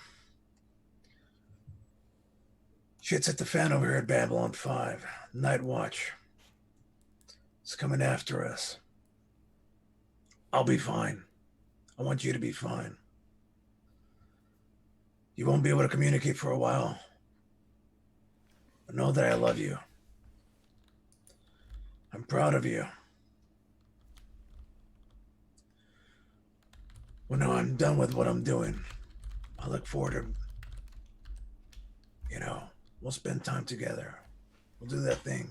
We'll take that fishing trip that I told you I'd take you on. Anyways, I don't got much time. I got some preparations to do, but I love you, son. I'm proud of you. All right.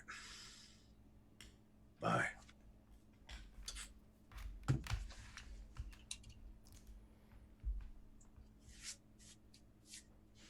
My question next is, do you actually invite Landis with you? Yeah, let's. That's my next point of calls is Landis and whoever is left of the crew. Let's get some probably. Navon and whatever Navon and any of the Narns. They are already in the defense regiment. They are part of the security system, so mainly out of your. I just wanted your player characters to be in the same spot, so nobody's just sitting by and doing nothing. Yeah, because that's literally the next call. Yeah. Landis, Malone here. You are at the more secure ambassadorial bunker where there's other ambassadors as well. Landis. The call comes in. Yeah. This is Cortez. It's Malone here. That thing we were talking about. It's happening. We need you down at security as soon as possible. Get your gear, get your affairs in order. And keep this on the down low for as long as you can. I will say that when that happens, Howard would be like, sir, can you vouch for his combat capabilities? Landis? He seems somewhat soft. He's a Centauri. Whatever you see, or whatever they tell you, is never what's going on. I'm sure he could talk his way out of a traffic ticket, but I'm talking for his combat experience. I fought with Landis a few times. He holds his own. Everybody in our crew can hold their own. He may even surprise you. He's been a little bit on the bad luck side lately, but this is just a kick in the ass that he needs. You can rely on him. All right, sir. I'll follow your lead.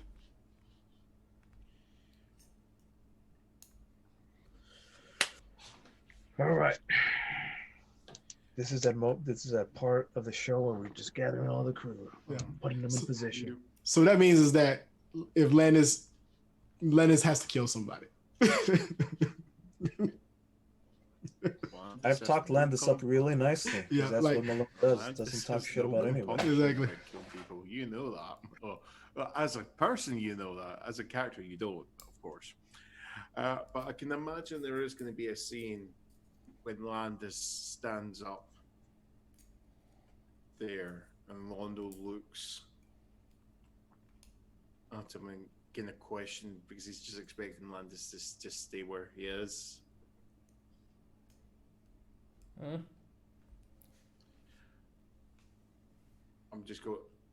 guessing Londo sees me heading for the door. Mr. Quarters, where are you headed?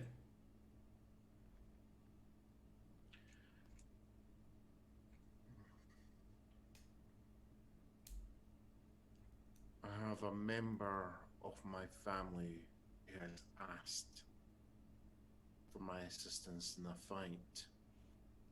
It's entirely noble. Protects his family. Does he not? Good. You're learning. Will make you to account again. He called you family. Oh. Breaks my fucking heart. If you forgive me, Ambassador. I would not dare stop you. And Landis just leaves there. Fantastic. I think we're all prepped then. Just waiting for Garibaldi to tell us where to go. We'll get there. I think it will be at this point you'll see Landis coming in the most weird combination of outfits. Because just out of curiosity, does Lannon's gift of the armor, would that actually fit Landis? No, but you did have a couple of weeks to have it readjusted. Yeah. And the graces of the Minbari embassy to have a Minbari tailor do it. Yes. What level of protection am I getting from that? There. The 13 points. 13 points, okay.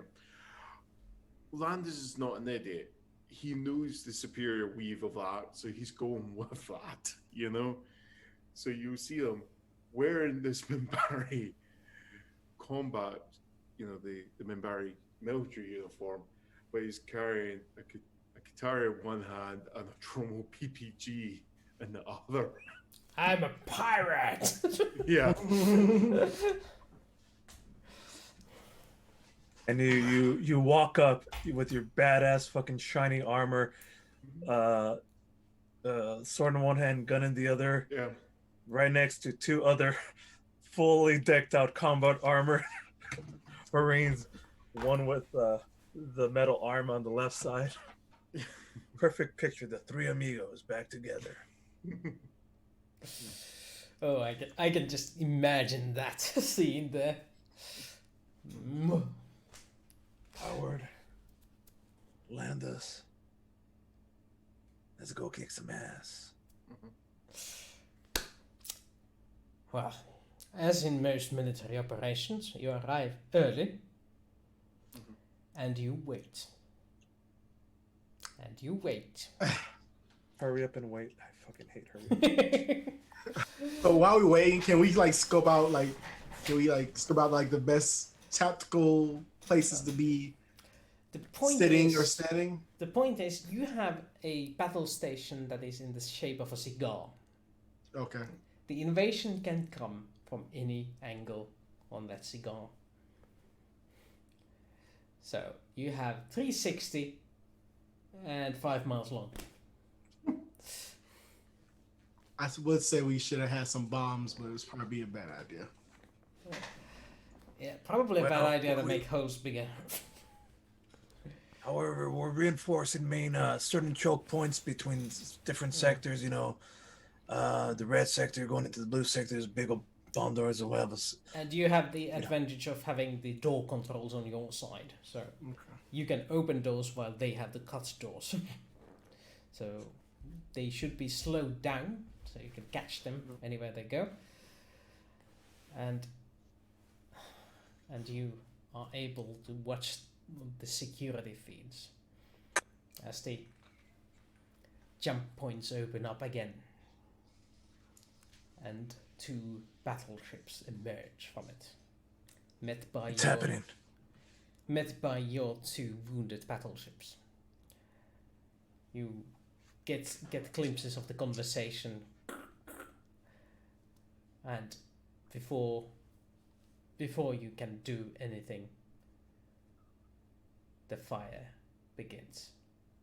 The ships start shooting at each other. The Babylon 5 security grid opens fire. Fighters fly across the sky, dogfighting other Earth fighters. You see explosions both on the ships. You can feel the station shake as something hits it. You see on the radar screen several small vessels heading towards the station. The security grid attempting to shoot them down. Some still making it through. You have your first incursion. Landis just watches and goes, that's either some luck or some insane amount of piloting from that man. Well, I think we're gonna be overwhelmed. Right there, Section 2, incoming. They breached through the defenses. We need to get there ASAP. Looks like us 3 are the closest ones. We got a section open in Section 2. We're M is responding. Let's go. Copy that. Good luck sending reinforcements as soon as able. We also have incoming in sectors 7, 8, and 55. We're stretching thin, but we can handle it so far. Good luck. Same to you. Over. Out. Landis, Howard, Section 2. We gotta kill anything that's coming our way. Take no prisoners. Preserve Babylon 5's life. Preserve your own life. We gotta move. Go. As you run towards Section 2, you feel the station quake again as something large hits it. Probably not something that destroys anything, but enough to make the hull vibrate. And as you make it towards, you find yourself at a door, and you can see the burn marks on the door as someone is cutting through it. You had the opportunity to set yourselves up in positions. Yeah. Take up covering positions. The seconds they burst through that door, I want weapons hot. Just keep firing until they stop moving. Yeah. Yeah, I'll get behind something to give myself some type of protection and set up the rifle, aimed at the door, shooting whatever first thing that comes through that door. Are you going to stay together, or are you going to try to cover up more than one flank? I think we're at the best strategery, tic-tacs, military tic-tacs. Yeah. Flank left, flank center, flank right. Use those 3 crates as cover. We'll be able to as needed. Move in as needed. The most important question: who is the center? Malone. Malone is center. All right. And who is the left flank? That would be me. Okay. So I'll be right. Corliss is right. You've heard Landis' views. Of course he's on the right wing. He's conservative.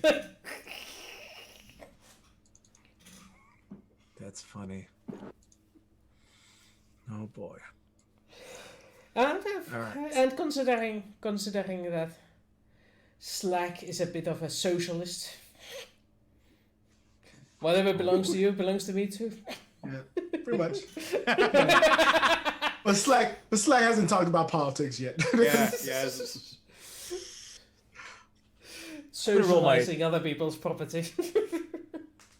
And Malone, he's in the middle. He's on the fence. So he is in the middle. I'm literally on the fence. Yeah. So it all makes sense. The I just politics like of blowing Babylon stuff 5. up. As long as it makes boom, Malone is in. That's correct. So All right, are we Tic blaming Tacs. Malone on those gender reveal parties?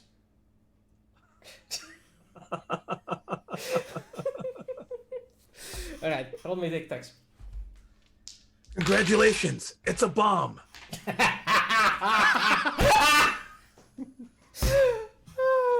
a good one. That's a good one. If you don't get Thank the you. joke, we were talking about gender reveal parties much earlier, Yeah. before the stream started. Apparently, that's what started this whole problem and all the fires in California and Oregon. Oh yeah. Yeah, Malone was doing gender reveal parties for bombs. Yeah.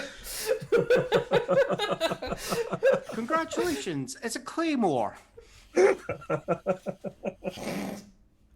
Unfortunately, one of them happened to be a firebomb. Yeah. Congratulations, it's thermite. It's a wee bit hot under the collar. So, right. Let's get back to the rolling of things before Zim falls asleep. No, I'm just reading combat. It's been a while. Oh shit! I should roll his blood. Oh yeah, that's a good point. He's just combat on. I'm trying to be prepared. Yeah, no. All this time. Right. Similar So- to method to the madness, we were just trying to delay Wooster long enough for you to remember the rules. Convenient excuses. Alright, military tactics is 8. It gives you neither bonus or penalty. Yeah, it's just. You what have it a is. solid tactic. We have a plan. That's just. It's not a good plan. It's not a bad plan. It's just a plan. You can also roll. Well, the combat starts when the door is cut open and the piece of wall falls down. Kong kong. And now, initiative time. Oh boy, initiative time. That's right. Combat time.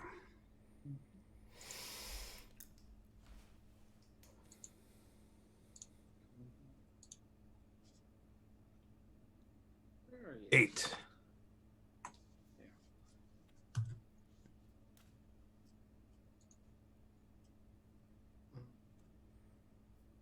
Nine for me. So, the order of battle is as follows.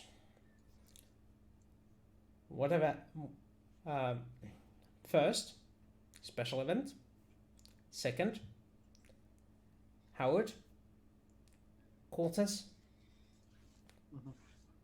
Malone. And finally, the hostiles.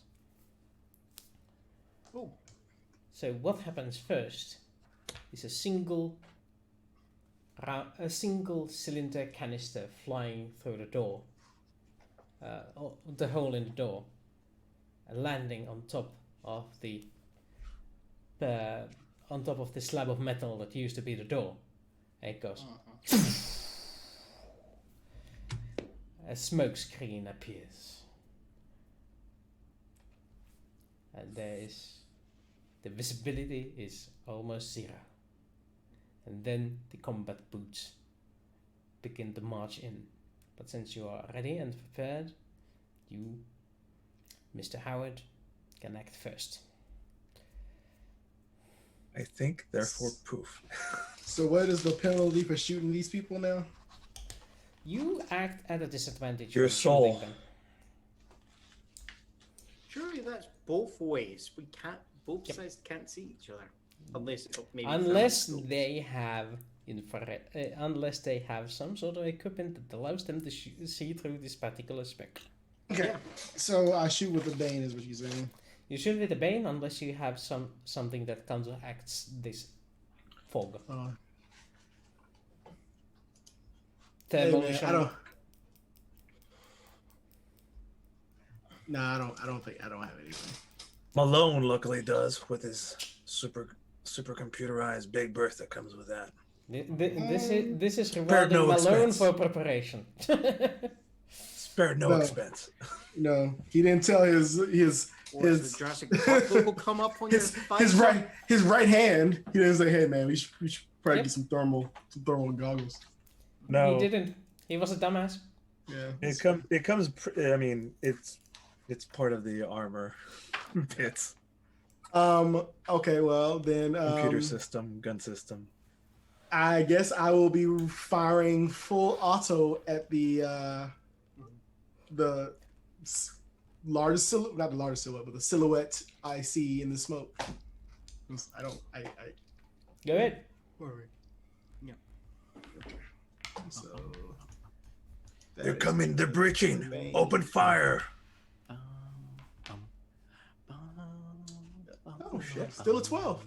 That's with the Bane. Yep. Even with the Bane, you managed to score a hit. However, it doesn't seem to slow that thing down at all. This being full auto, you also get several more attacks. Yeah, I'm about to do the other ones. Bane, come on, let's go. That one goes. Hey, what? Oh, that one actually hits, but it appears that as it exits the smog, it is heavily enough armored that it doesn't seem to have taken any sort of serious damage. But in the meanwhile, it is Mr. Cortez. Towards you, there is rushing combat boots. You can feel the floor vibrating as the enemy soldiers are approaching. It will be. I'll just be pulling out the trommel, and it'll be just autoing towards the sounds that I'm hearing. Mhm. Okay, so do it. Oh, by the way, as long as you stay behind a cover, you get a +8 to your armor. Yeah. So the way I'm just gonna keep kind of doing that is like I imagine I'm making I'm up against either a column or a stack of crates, and it's just as I'm hearing the voices, I'm just like kind of popping around, taking off the shots on the auto, and then just ducking back around the column there. So I'm not aiming at all. I'm just taking random shots. It's just the kind of with the Bane. Go ahead. Yeah. Shoot in the general area. You're doing spray and pray. Would you like an effect of them ducking for cover, or would you like to do damage? I am just as likely just to go for the effect of forcing them to duck. All right. In that case, roll me a persuasion. Okay. Oh, so I'm persuading them with my pistol then. Yes. Okay. Yes, that's what's happening. So, I can do it on then. Use your dexterity for the persuasion. This one does not suffer the disadvantage. All right. So dexterity based then for this one. Yeah, sure. Go ahead. I think that's fair. Ooh. You're persuading them with bullets. Oh no. So your spray and pray is a bit too much on the pray part. Yeah.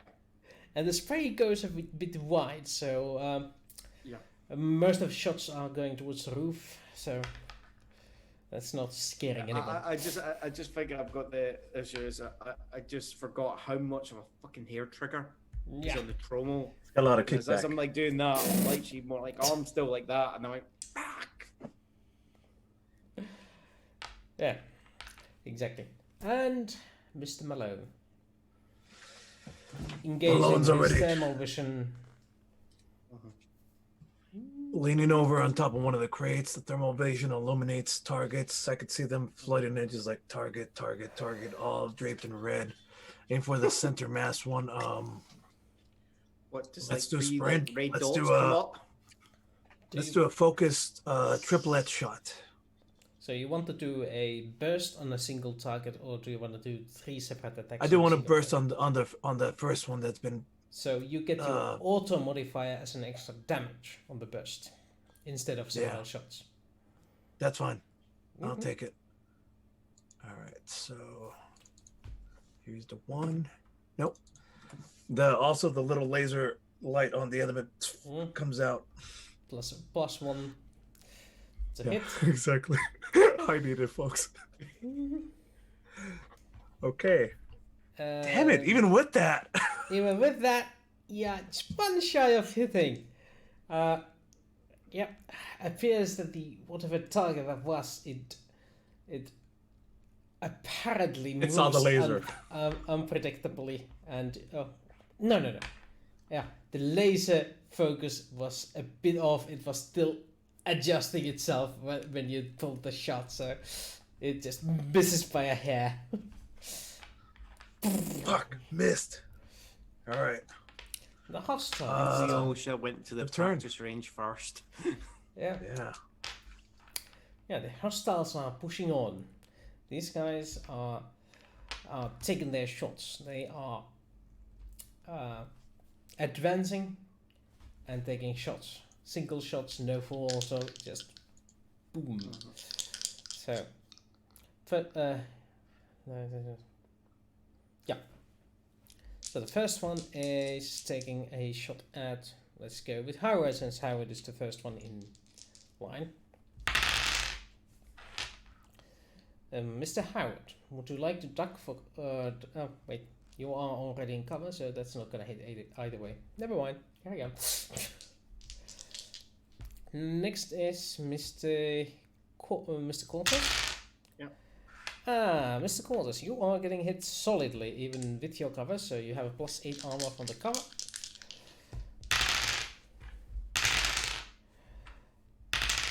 And plus that 13 is just soaked up by your armor completely.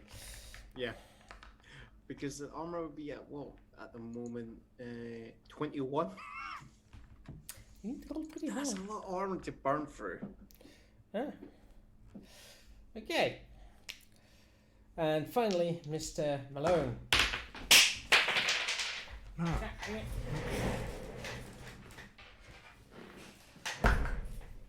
Okay, that's gonna hit. Mr. Malone, your armor rating is? 13. With cover, I forget how much you said it adds to it. 8. Oh, so 21? For you Yeah, too. Math. 13, yeah. So that means that also gets absorbed by the cover. As well as your armor. and then The screen starts like shaking. Static. Screen starts shaking and it's your turns. Special event. Howard. Are they all similarly armored as they're kind of coming out of the smoke? Yes. You can only see the one that is coming straight towards you. The rest are hidden by the fog. The only one who can see all 3 of the, actually all 4 of them, is Malone. Is one coming towards me? Yeah. You're saying? One's Why is he coming towards me? You shot first. I mean, because I have a rifle. That's the job. And you've actually hit something. You're the only one who hit something.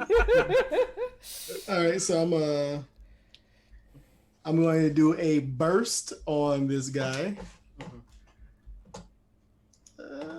With my rifle.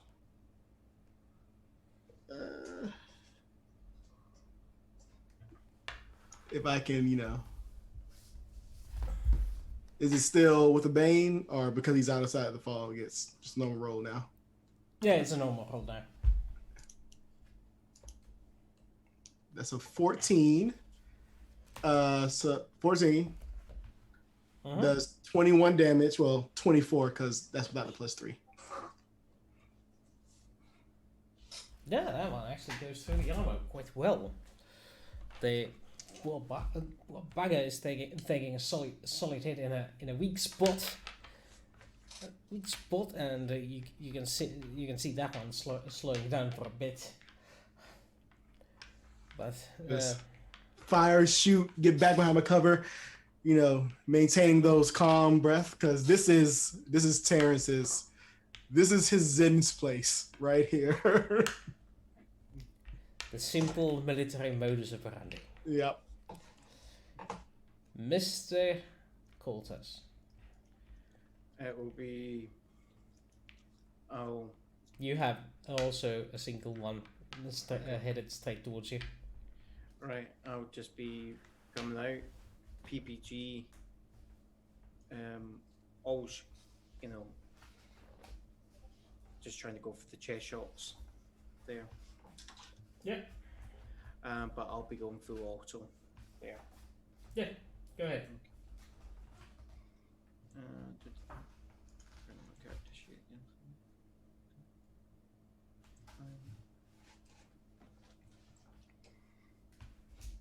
Trauma. That rolls on 11 for that shot. That one hits. Okay. And 2 more shots. Yep. Overall. Yep. And that one. And that one. Okay, they all hit. Unfortunately, their armor is so thick that you are unable to penetrate them. You can see the various hits landing on his body, but he's not even slowing down and coming straight for you. You just hear Landis on the kind of tactical come going, they're in heavy armor. Exactly.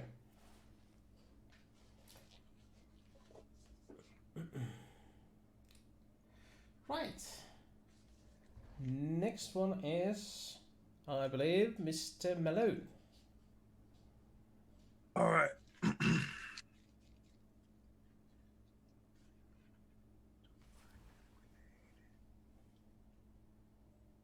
so long since I've had a grenade. There it is. You're throwing explosives.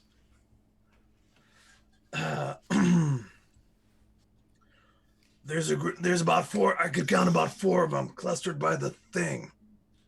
I'm gonna grab out the grenade and throw it at the major cluster of them. Okay. Hopefully, it will also clear up a lot of this smoke that's impeding everything. Throw up a grenade, and to get all of them, you need a difficulty 10 on athletics to roll it perfectly. Athletics dexterity, and if you roll anything less, every 2 points less removes 1. Every 1 point less than 10 removes 1 target from the area of effect. I got you. Dexterity roll, athletics dexterity roll, increment, a 9. 9. So you get 3 out of the 4 in it. That's about right, because the first guy. And you have to choose which one of your guys is not affected by this. The guy we've been shooting at first already, he's probably in the front, and we're not hitting that.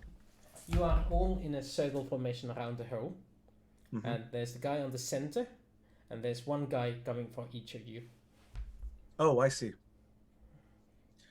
We'll leave alive the guy that's coming for Malone, I suppose. I mean, the one coming for Malone will be the only one that I do not hit, if that makes sense. Okay, that makes sense. Then feel free to roll for grenade damage. 5d6. Here we go. Jeez. Oh, I could have just rolled it down instead of select it. It doesn't matter. We're all good. Yeah. You got a 12 on that one. It doesn't matter.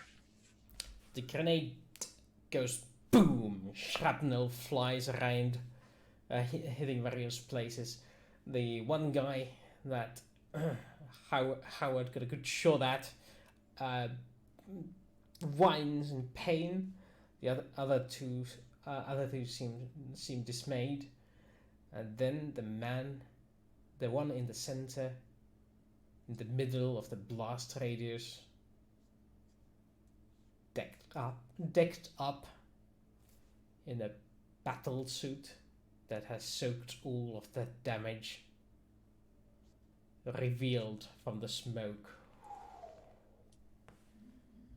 holding up a giant ass gun in its arms, turning it towards Malone in its hidey hole, and you can see the power as the weapon goes.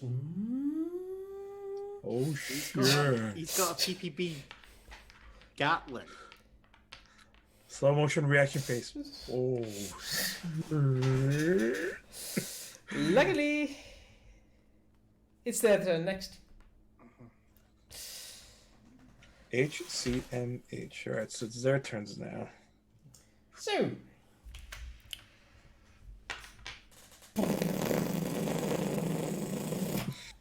towards Malone.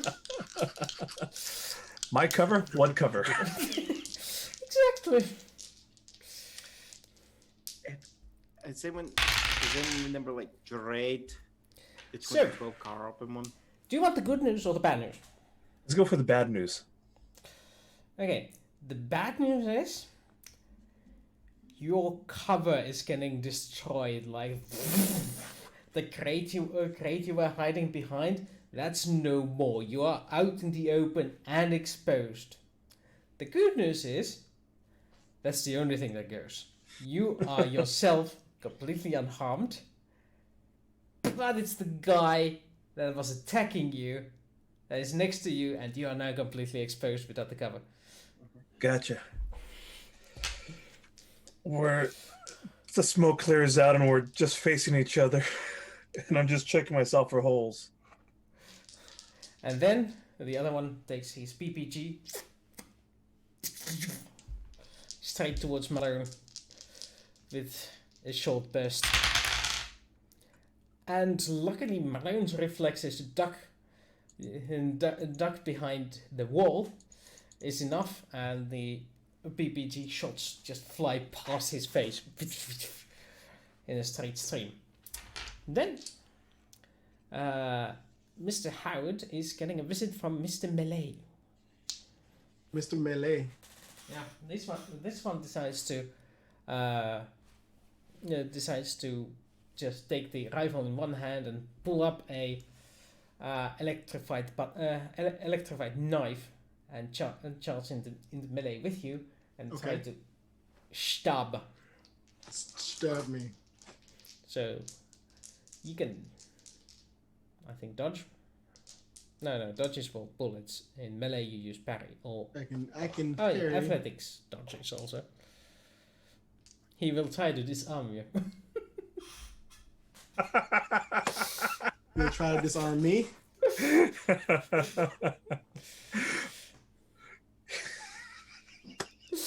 That joke just writes itself. Come on. After he's just rearmed himself, I mean, come on, that's a bit I unfair. know. I just got this thing. So I can parry, right? yeah, that's your melee skill. It's just skill rating, nothing else. Yep. It's a 2. Well, no. Yeah, it's a 2 for my unarmed. So you, unfortunately, are not able to parry it, and he's able to hit the electrified knife into you, and it is bypassing 5 points of armor. How much? 5 points of armor. Okay. 'Cause my armor's okay. That would be 12 damage. Okay. My armor's a 15.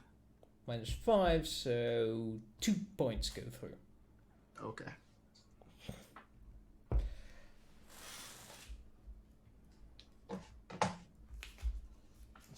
It's not a very effective weapon, but at least it's a melee weapon, so he's got you there. Next in combat is Mr. Landeskortas, who's also getting a visit from Mr. Melee. This one also pulling out the electrified knife and attacking you. And your defense rating is? I've got melee skill and blade of is. I'm not gonna find it. Where did that go? Yeah, 3. He hits by barely. So he is stuck in your armor. Yeah. The electricity dissipating around you instead of in you. You just like see like I just kind of glances, so it just kind of slices off. Yeah, so. I'm assuming your armor is more than 10. Oh yeah, it's well. Yeah. I'm Right. wearing the Mario armor. There. Just all right. Now it's finally your turn again, and you can all see in the fog pushed aside, and in the middle there is this guy with a huge ass cannon shooting towards where Malone is, as far as you recognize. I'm going to try and grapple the guy in front of me.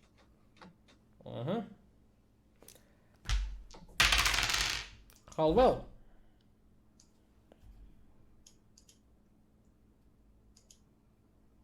That's an 11. He wins. What was it that you could do if you win by 1? By 1? Yes. Cause damage, I think.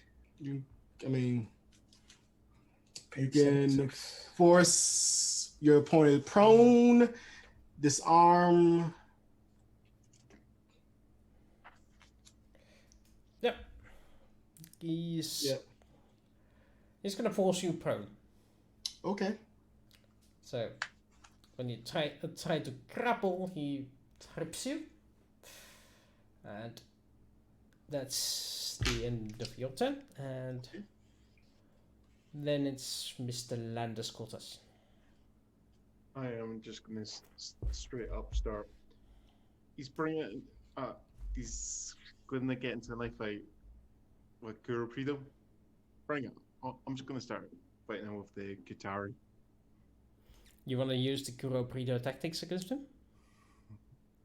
Yeah, I'm just gonna be. All right. Let's do a melee counter rolls.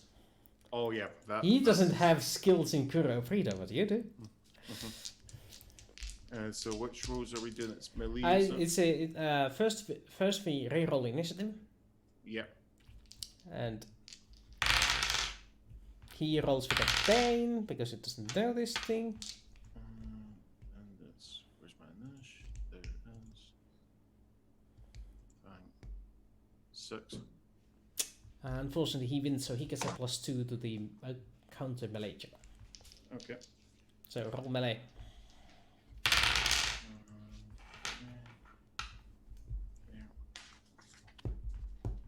13.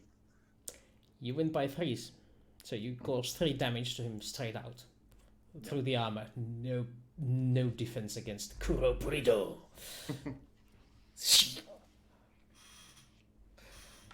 Into the weak spot it goes. Oh, blood flowing. Well, that's how you fight against someone in armor. If you've got a blade and that, unless you've got a weapon that's designed to go through that armor, you go for the gaps, you go for the hinges, you go for the groin. Exactly. neck. It's a death by 1,000 cuts if it has to be. Armor's intact afterwards. You can wear it perfectly Exactly. fine. Mr. Malone, accosted by 2 people with BPGs and more plasma in your field of view than you can count. There is the torrent of the constant barrage of the plasma How far bolts. away is the guy with the minigun? Oh, he's not more than 20 meters away, 60 feet. 60 feet. That's too far away for me to run to as a grapple check, huh? Yeah, grapple. plus you would have to run through the barrage. Yeah. It's more like, could you grab the other guy in front of him and use him as a shield? Sorry. That was 20 feet, not 20 meters. So, my bad. But you can run.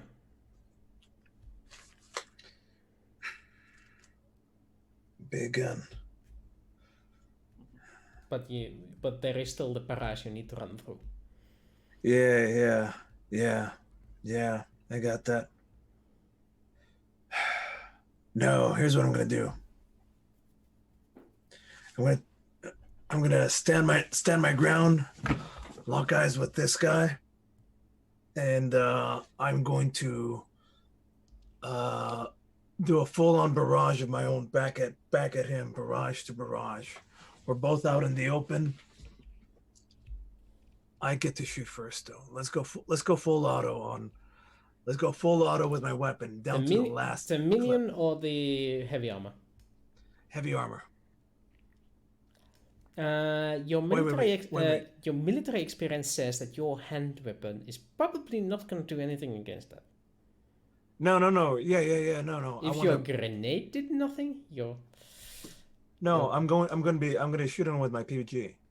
Yeah, I've decided not to run at him. I'm gonna stay my ground. I'm just saying, your PPG is probably not going to do anything through that armor. I see. That armor is big. That armor is thick.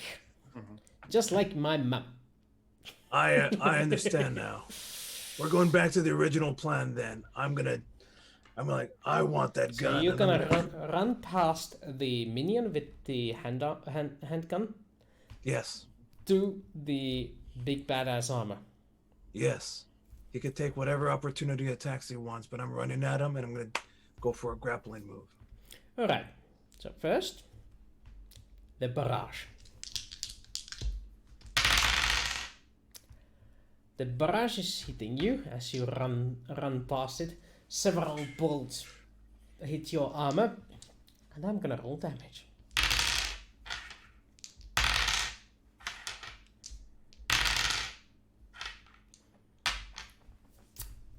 $20.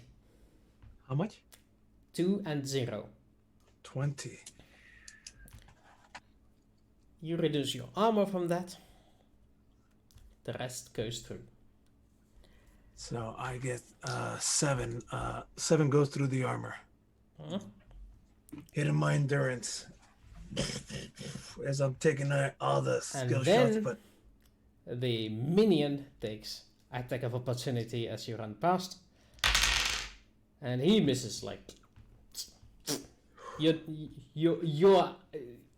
I'm fucking living dangerously, y'all. He's surprised by you running past, and he's like, what? Trying to follow with the rifle, but no, he hits the wall as you run past. You get into melee, and now you get to roll opposed melee checks. I do almost like a tackling maneuver on him. Yeah. Once I get close. Of course, it was not as fast or as strong as I wished to, because now I've been getting hit. Where is my melee? Oh, it's all the way at the top. Wait, that's strength. Melee. There it is. Boom. Dun, dun, dun, dun, dun, dun, dun, dun, 12. Dun, dun. You win by 4. 4. He rolled very low. Yeah, clearly. If he... But he has a power armor which gives him bonuses on strength, but he still rolled massively low. He could have rolled worse, but not by much. The tackling maneuver from college. Tackle them at the hip, drive forward with your hips. I'm going to hit him with the impact of my shoulder. No, I'm gonna make him drop his shit. Four damage. This is a lot of damage that I could cause here. Straight through the armor. Yeah. Let's go through the impact shoulder in, causing a dent into his armor. You also know that he cannot use that weapon in melee. I do know that. That weapon is like, he gets a bane if he tries to shoot at you, but yeah, it is a double-handed. I thought about disarming him. I thought about putting him prone. I thought about throwing him. 4 damage is just, I gotta take advantage of that. Let's put that through. Yep, 4 damage on that guy. Woo. That's gonna sting. That's my tackling technique. Shoulder right into the right into just above the hip to that empty area of the stomach. Hopefully knocking some of his air out. I hit him low. Hit him low and nasty. You can feel how thick the armor is as you pummel against it. You know, only saving grace is the strength of your push that causes him to take a step back, and you can feel that as the leg hits the ground behind it, and then it's his turn. Top of the round, I think. Oh wait, it's their turn now. Yes. Yep, I'm screwed. But he is grappled by you. So yeah. He needs to get out of this. So he rolls to control the grapple. 11. Natural 1s or natural 6s? Come on, one or the other. You win by 2. Yes. He rolled 1 better and you rolled 1 worse. So it's a win by 2.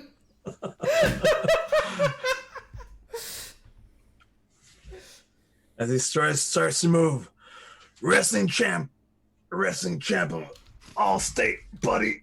And then I twist his arm into a little lock, and I hear a click, click, click. And I'll take another 2 points of damage on that. Additional 2 points of damage. Crack, crack, crack comes out. Right, Mr. Howard. You are being visited by... No, wait, you weren't in melee.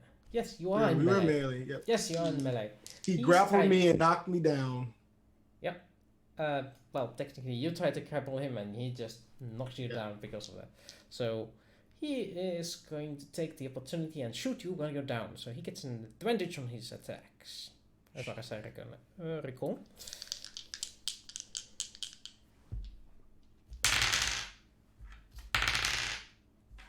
He's about to hit. Is there anything you can do?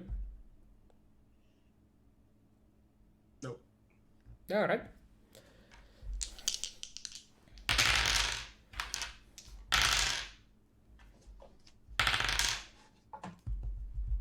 $21. 21.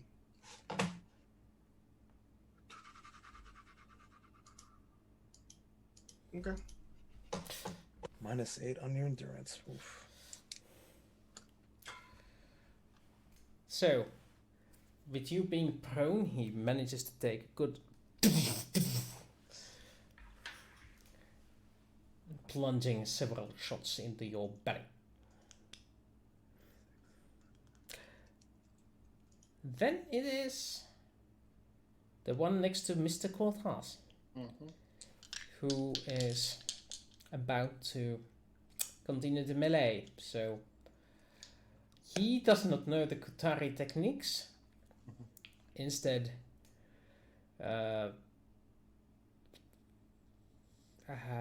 he tries to stab you the regular way. Yeah. So you had 3 in your skill, yes? Yes. You deflect that with flourish. And then the one behind Malone that he passed with crazy. He's confused. He can't take a shot yet.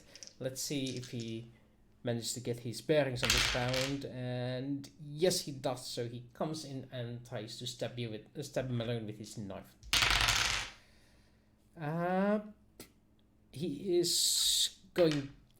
is missing this one. Even with your grapple, the blade comes in and clanks against his body, but it does nothing because it just goes into the arm and dissipates. Next is, I believe, you guys, yep. Mr. Howard. Okay, I stand up. All right, no penalties. And I try to grapple him again. Okay. Time to arm wrestle with the left hand. You should see my right hand. Go ahead.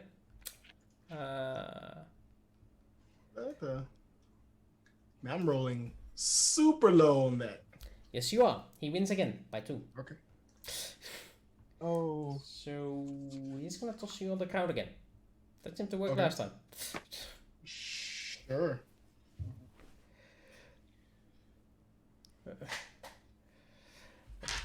Okay, that's it. That's it for your round, and Mr. Cortez. Just a wee bit of flourish.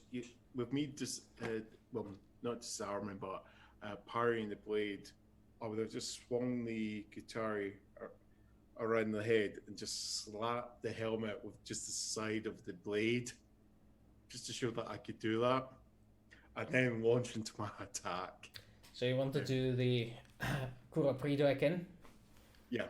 All right, initiative.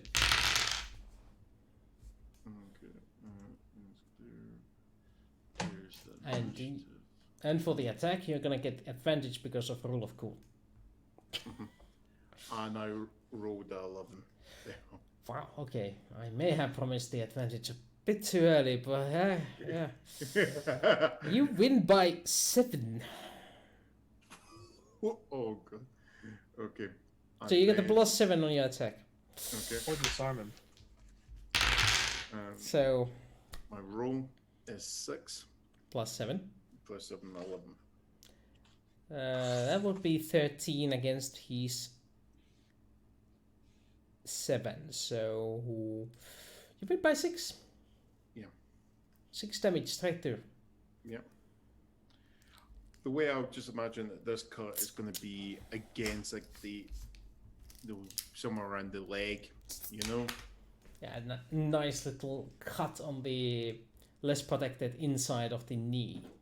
You know, like at the back. Behind the knee, like blood spilling. Not a full hamstring, you know, it's not a full hamstring in there, but yeah, but it definitely looks painful. Oh yeah.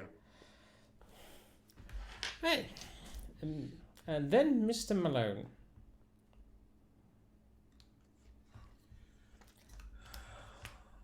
Hang on a second.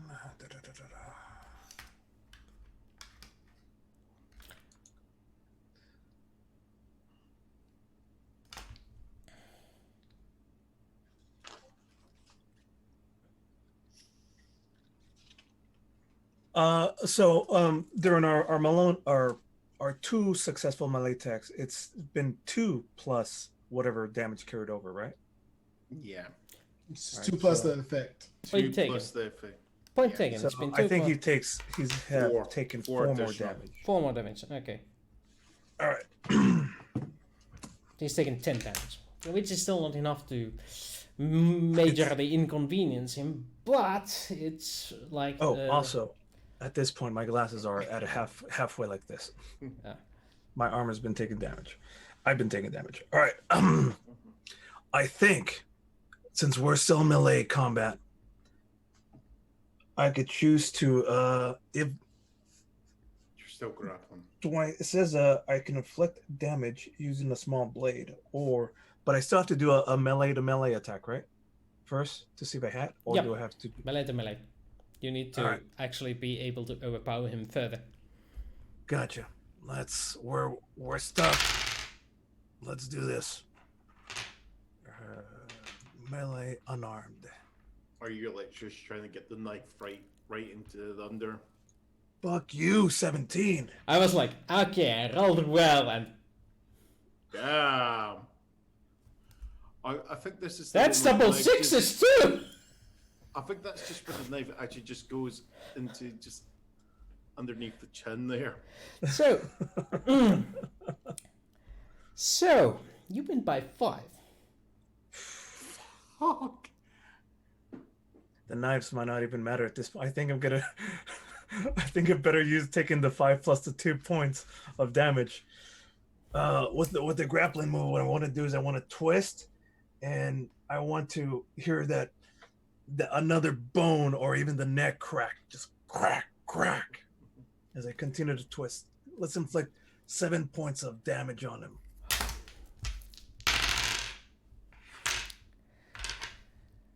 You hear metal versus metal, just the squeal of metal versus metal bending. So, yeah, there is crackling and there is cackling. But unfortunately for you, he's made of sturdier stuff. Sure he is. And What's a fucking Wolverine? there is a cry of pain that is muffled that comes through the helmet. I bloody hope so.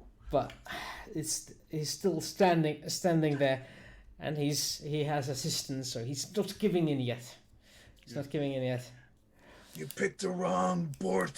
You picked the wrong place to board, motherfucker. His armor is now one size smaller.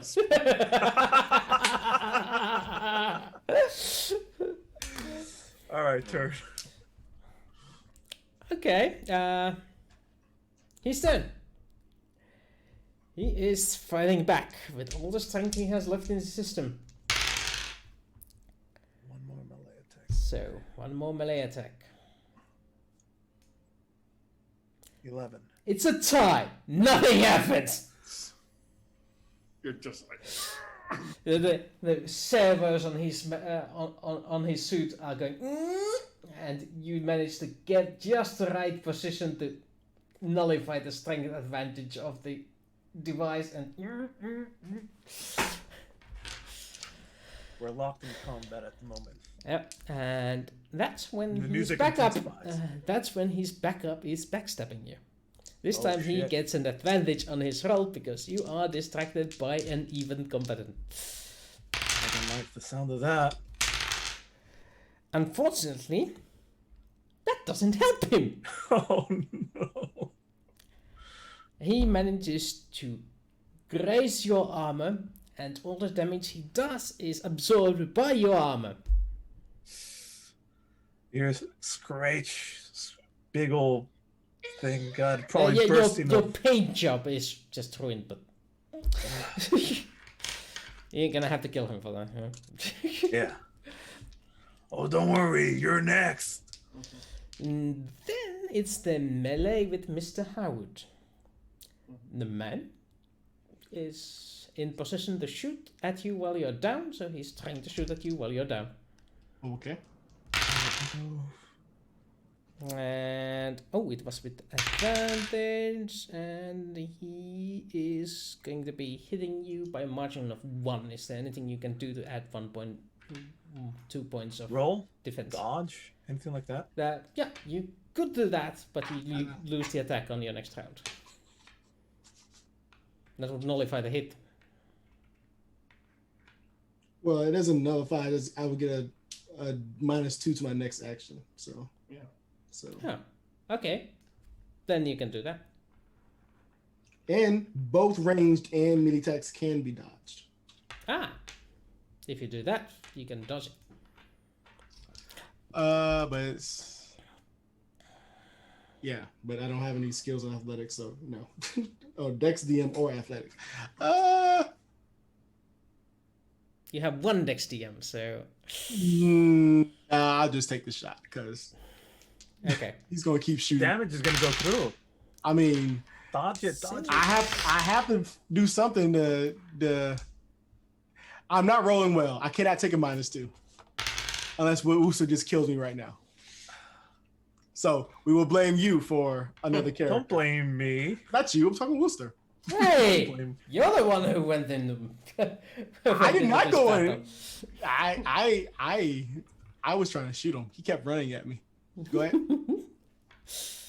What's the damage? With 15 points of damage. Next time we bring Gatlins. That is nothing. My What? armor. Daddy! His Armor's arm 50. absorbs most of it. Yeah, my armor His is 15. arm. Yeah. You hide behind your arm and you're all fine. Yeah, my arm.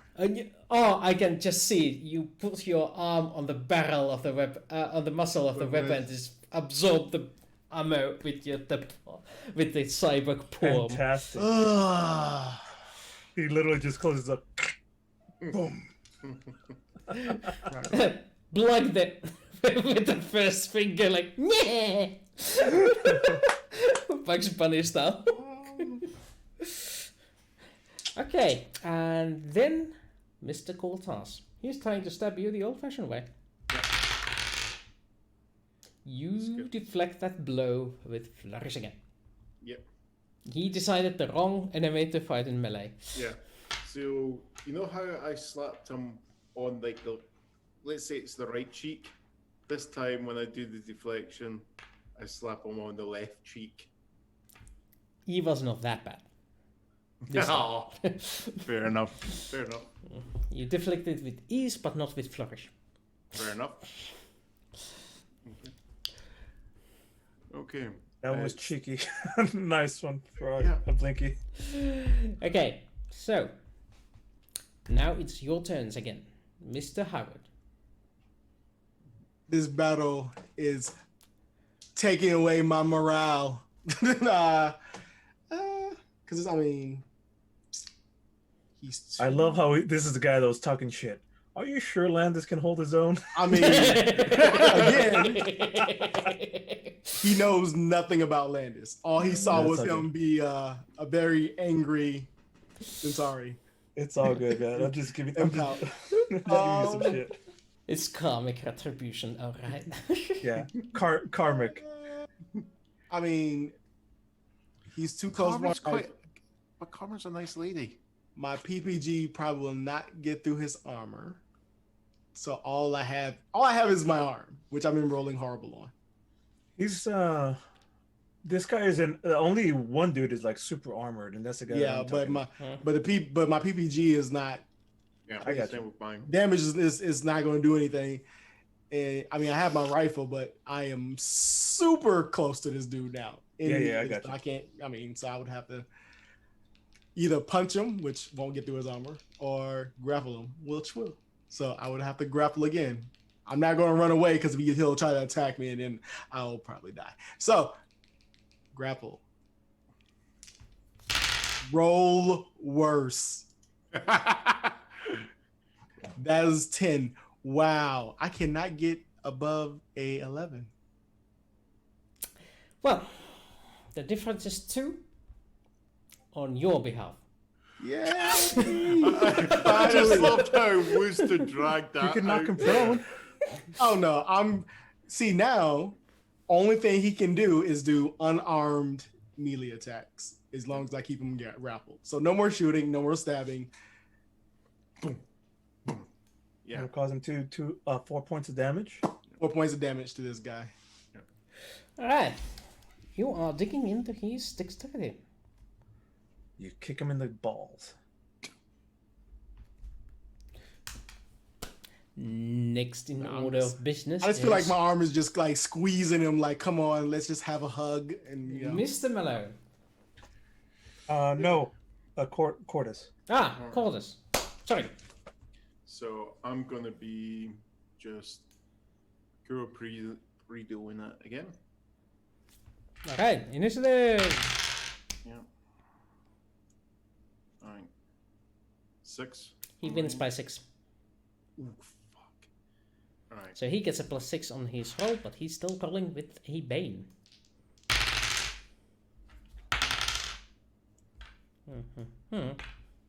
13. Yeah, you managed not to cause him damage this round. He is unable to do damage to you, but neither can you do any damage. He is apparently catching up on what you're doing. The way I think it is, like, I think he can just. I'm getting a wee bit arrogant. Oh wait. Yeah. There. Oh, never mind. He had a skill bonus because he rolled 12 on the plus with the +6, but then I remember. Yeah, skill bonus. Duh. But yeah. All right. Carry on. So we're just gonna. I think it's like I tried to go for another. I think what it is, I'm trying to go for another leg shot, and he's kind of wised up for it. So he's actually, we're kind of like both of us, weights low guards. We're just trying at the moment to push through on it. Okay. Then it is Mr. Malone and his magnificent grappling rolls. I've got him in a very good twist. If I could just push my body weight the right way, I can make him fall on his head. And I'm gonna do one more melee attack on him. Roll well. 13.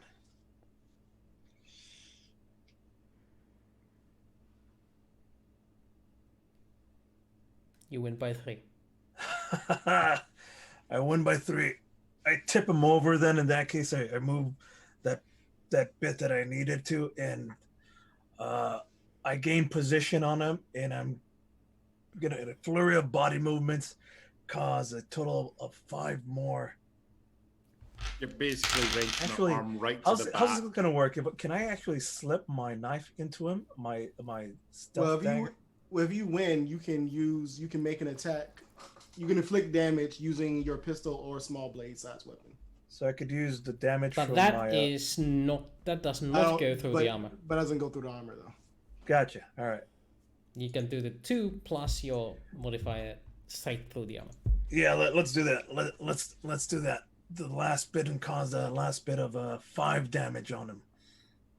And that is enough for the armor to go...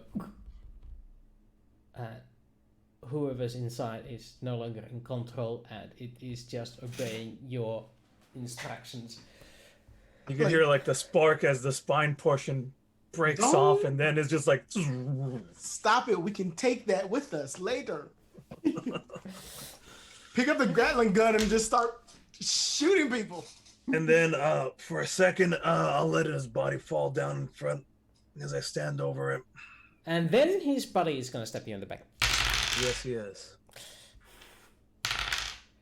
And he is going to hit this time, actually.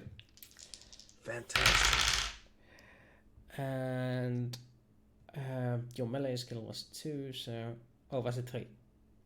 My melee skill is at 3. Okay, so that means he does... Unarmed versus armed, blade, whatever. 11 points of damage and 5 points of armor penetration. 11 points of damage and 5 points of armor penetration. All right, so that means I take a total of a lot. So you're getting benefits of 5 points of armor, I think. No. It means that your armor is reduced by 5. Oh, I see. And then it's applied against the 11 points of damage. Right. Okay. So 5 minus 13 is 8, and then with his 11 worth of damage. So you take 3 points through. 3 points through. Okay. It shocks you. Yeah. I could feel the stabbing. I lose the breath. Down to 3 endurance. So has that she permanently degraded his armor there? Or is that determined on each roll? No, that's the weapon quality. The weapon itself is going through the The armor. weapon is armor piercing. Yeah. Okay. The armor itself does not degrade yet. Okay, that's what it's just going on. Okay, then it's the guy versus guy Howard with Howard, who is grappled, and he needs to grapple against you.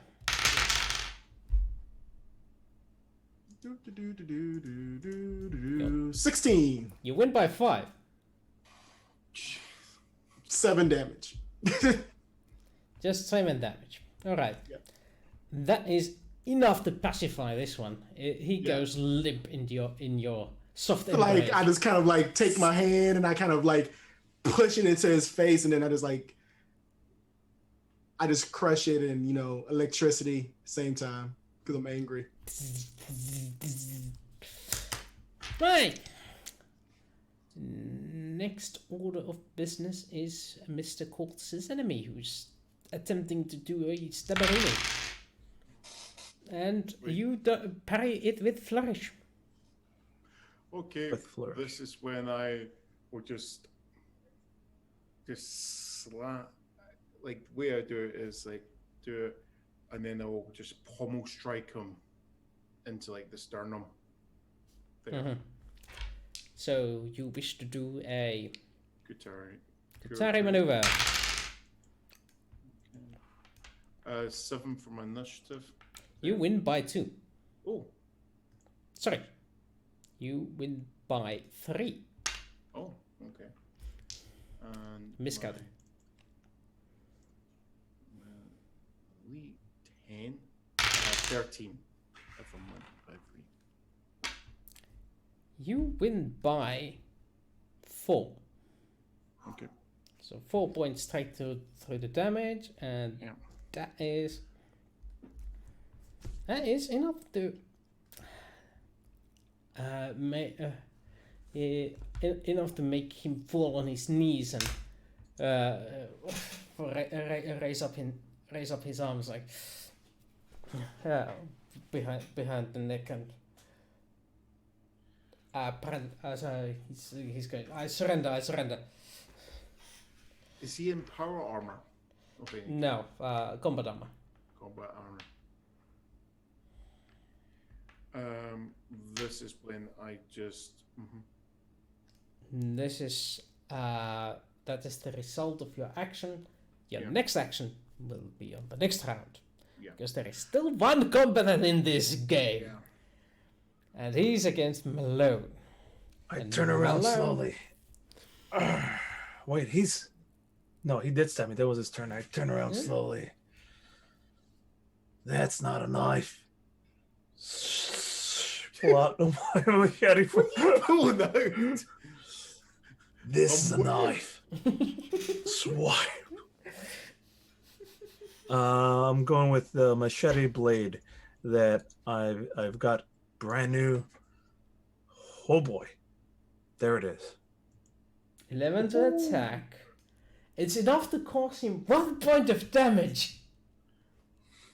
It's his first point of damage. But since the battle is going so poorly, I will allow you to roll persuasion with +1. Can do. To scare him into submission. Persuasion +1.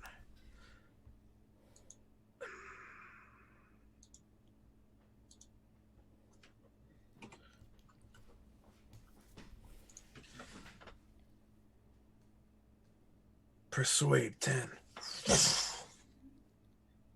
You don't want to keep on fighting this fight, sucker. He drops his knife and his rifle and steps back with hands raised in the air. It seems like his self-preservation instinct tells him not to fight the guy who just strangled the power armor dude. Not one-on-one, at least. You guys all right? Well, I'm going to say that Howard's still going to take out his rifle and shoot the last 2 dudes because I'm for it. he gave his order was kill them all. That was the order he was given. So as soon as that dude dropped, it would have been rifle, pop. I'm just saying. You can make that choice. I like this choice. That is Howard's choice. Those were his orders. Kill them all. No. They are all dead. as far as you know. There's a communique that comes through. You get some video surveillance, some footage coming through to your communication devices of the 2 enemy ships being destroyed. One of them by collision by one of your ships. Only one of your defending ships is operational. The second attacking vessel blown to smithereens. And the invasion has been halted. You have survived. There's a moment of silence when the jump gate opens up and 2 new ships roam through it. Both bearing the mark, both of Earth Alliance design. Fuck. And we'll see you next week.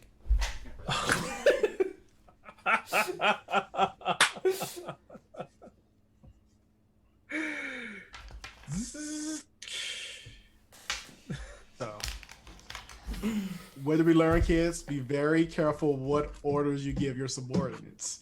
Just out of curiosity, I'm just trying to remember. Was those orders actually given to Landis?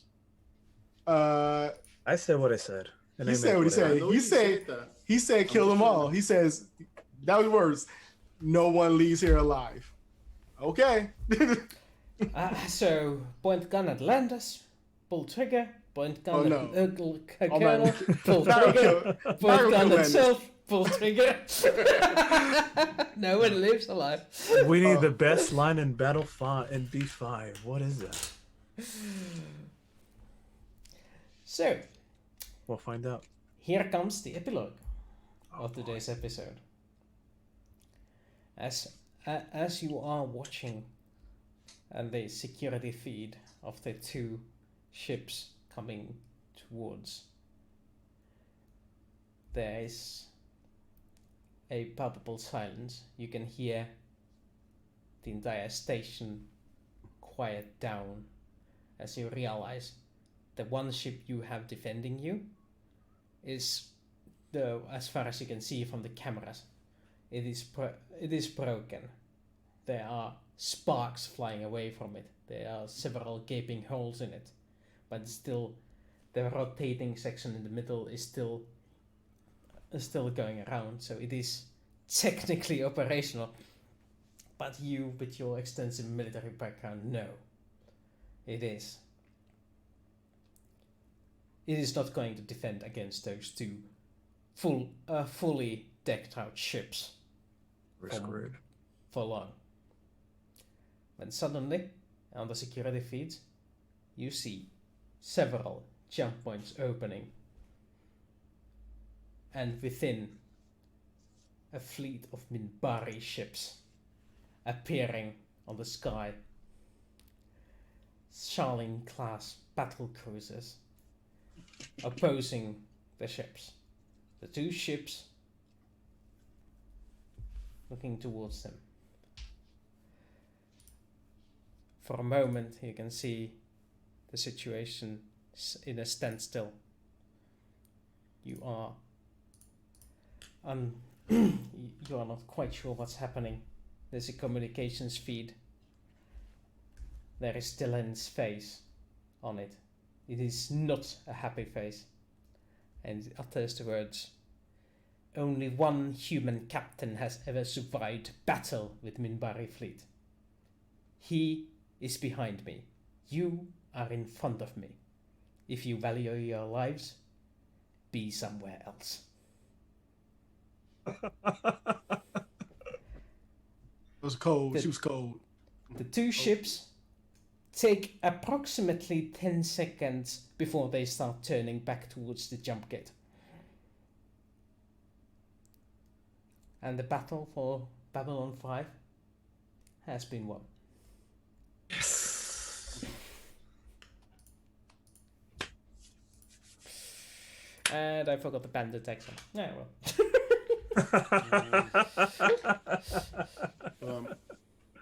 What you see is Landis will be cleanest blade, but he'll be actually over the body of the soldier that he fought, and actually kneeling and closing the eyes.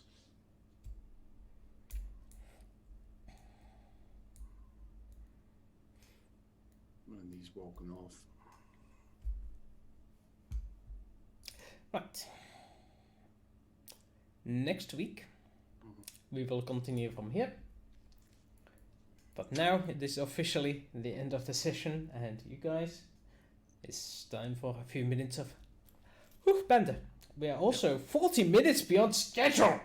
This was a lot fucking happened, dude. We had like 2 weeks off, and so much shit happened. Yeah. A lot of things did happen. I hope you enjoyed it. Oh yeah. I mean, I enjoyed it at the end, but not quite in the beginning. It's not fun being toppled down twice. Love your multiple personalities, dude. It's so much fun just to like. I'm just gonna watch you talk to yourself for the next 15 minutes. This is entertaining. This is all fuck. It's just really hard to try to get two distinctive personalities. Like, okay, this is what this person would do. This is what this person would do. Now talk. You did good. You did I good. made sure they have different voices there at the same time. Oh God, yeah. It's almost like you have experience as a DM. I know.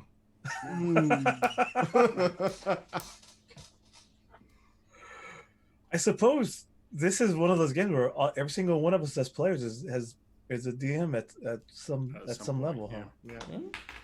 It kind of shows, to be honest. I mean, if I had pure players, maybe this game would be more entertaining. Oh wow. Well, excuse us. I'll just go because on. one of the DMs keeps wanting. Nah, I'm tired of this character. Let's bring in a new one. No, fine. I would just go on a murder hobo. Okay. I'll stop introducing new characters then. Fine. Okay. I was going to murder hobo rampage. I'll just kill everything. You just started it 5 minutes ago. I mean, that was a character choice due to an order. But now I'm just going to be like, hey, Sheridan, bang. Why not? Like, what? I enjoyed you pulling Malari's little upbeat speech for Landis. That was cool. I liked that a lot. That was cool. That was really good. I liked that we are now on okay terms with everybody else again. Jakar is cool with us, with me. Malari is back to being cool with Landis Cordes. Mhm. I dig that. I think it's the whole start of a whole new something else. I have a little confession to make. I did plan a speech out for Londo to give to Landis, but as I was writing the speech, it just was nothing. Just felt right. Mm-hmm. In the end, I ended up scrapping all of them. Just decided like, nah, I'm not gonna do it, and then Just wing it. Then I decided, oh, just wing it. Yeah. It ended up surprisingly good. It came out great. It was I'm really surprised that a lot of that was just very much improv. I think your little bits of prep may have like leaked into it. Possibly. I can't deny it. And I may have watched a few speeches in my life from some legendary speakers like this Italian guy, what was his name, Mussolini, and this Austrian speaker, very good. What was his name? Adolf something. Listen, I know this guy Donald. This guy is the best. Huge crowds, huge, the hugest. You mean If you truly want to see command of the English language, Boris Johnson. Oh my God!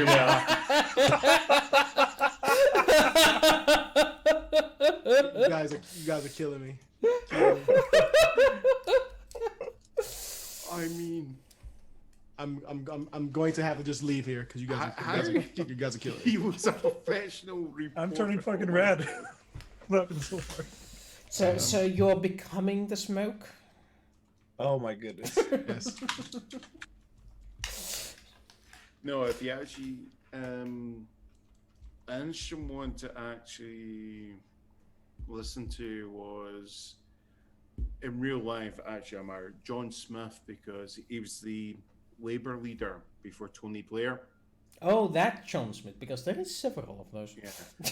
But it's actually quite funny because he would be outright laying into the Tories, calling up for their, but he used to do it with so much wit and humour, where the camera pans over to the other side and they're literally going, "Okay, he's got us," and there's a smile on the opposing sides because he's going and saying, "The right honourable gentleman has said that at the moment we have to support the Prime Minister being John Major at the time. And I am willing to give the gentleman that he chooses his words wisely because, as he said, at the moment, the Prime Minister deserves our support." Doesn't mean that he's going to support him for the rest of the time. Fantastic. And the guy's just going, yeah, you kind of caught me out with my word choice. And there's just like a smirk on the guy's face. It's not like... Oh, I miss the days of smart politics. Oh, yeah. When politics was about cunning instead of, oh, hey. No, I didn't say that when you are on tape of saying that. The other thing about it is there's a video of some of his speeches, and there's like you see behind him is actually Gordon Brown, and he has a natural smile on his face. That's a charismatic speaker. I mean, it's when you can make your enemies smile, you're a good speaker. Well, Gordon Brown was actually Labour, but Gordon Brown was known not to be a smiler. Okay. A serious guy. Yeah, There's I don't know natural, British politics that well. Natural grin on his face. Barely follow U.S. politics. No, I think I follow U.S. politics more than you do, so... It's the best. No, I unfortunately I follow it very closely. Yeah. I've been following it for 25 years. Over here we follow U.S. politics with a bowl of popcorn. Yes. Right now, we are the best show on earth. That's a reality TV stars for you. That's what happens when we have a reality... TV star as a president. This is the kind of joke that Britain was making was, oh yeah, the previous election is, oh, basically if America votes for Trump, that's, you know, America failing the IQ test, and then Britain voted for fucking Brexit. Yep.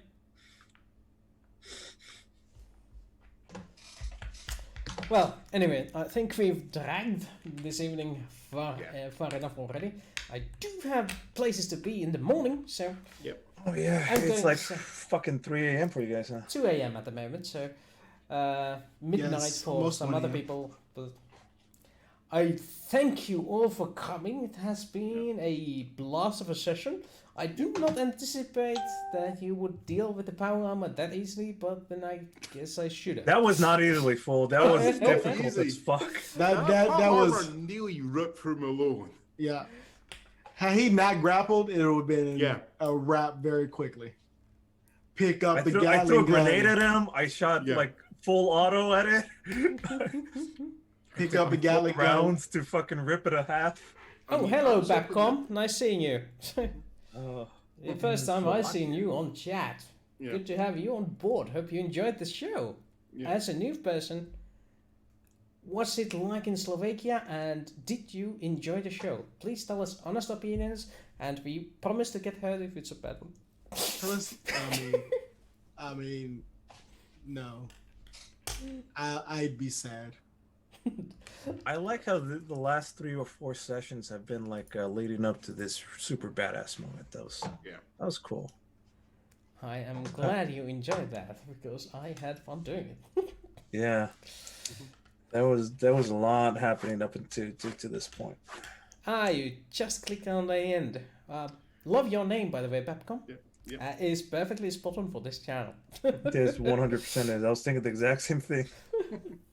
hope to see you around next week when we go for episode 11 in the 3rd season. Just actually thinking, hold on, is that us now up to what?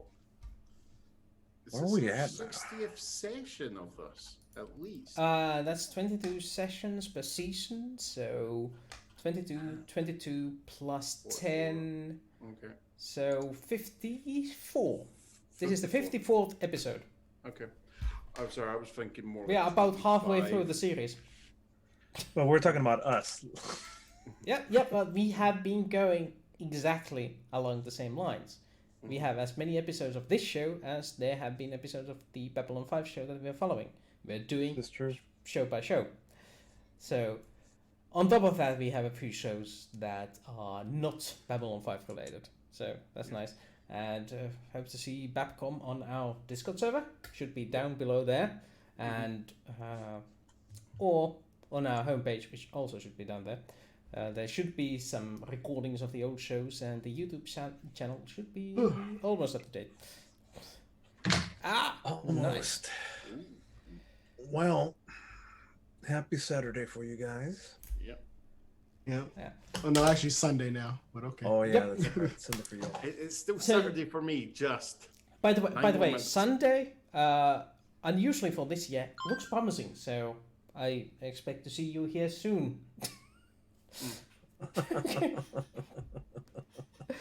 And now it's time for the traditional bonus nachos, everyone.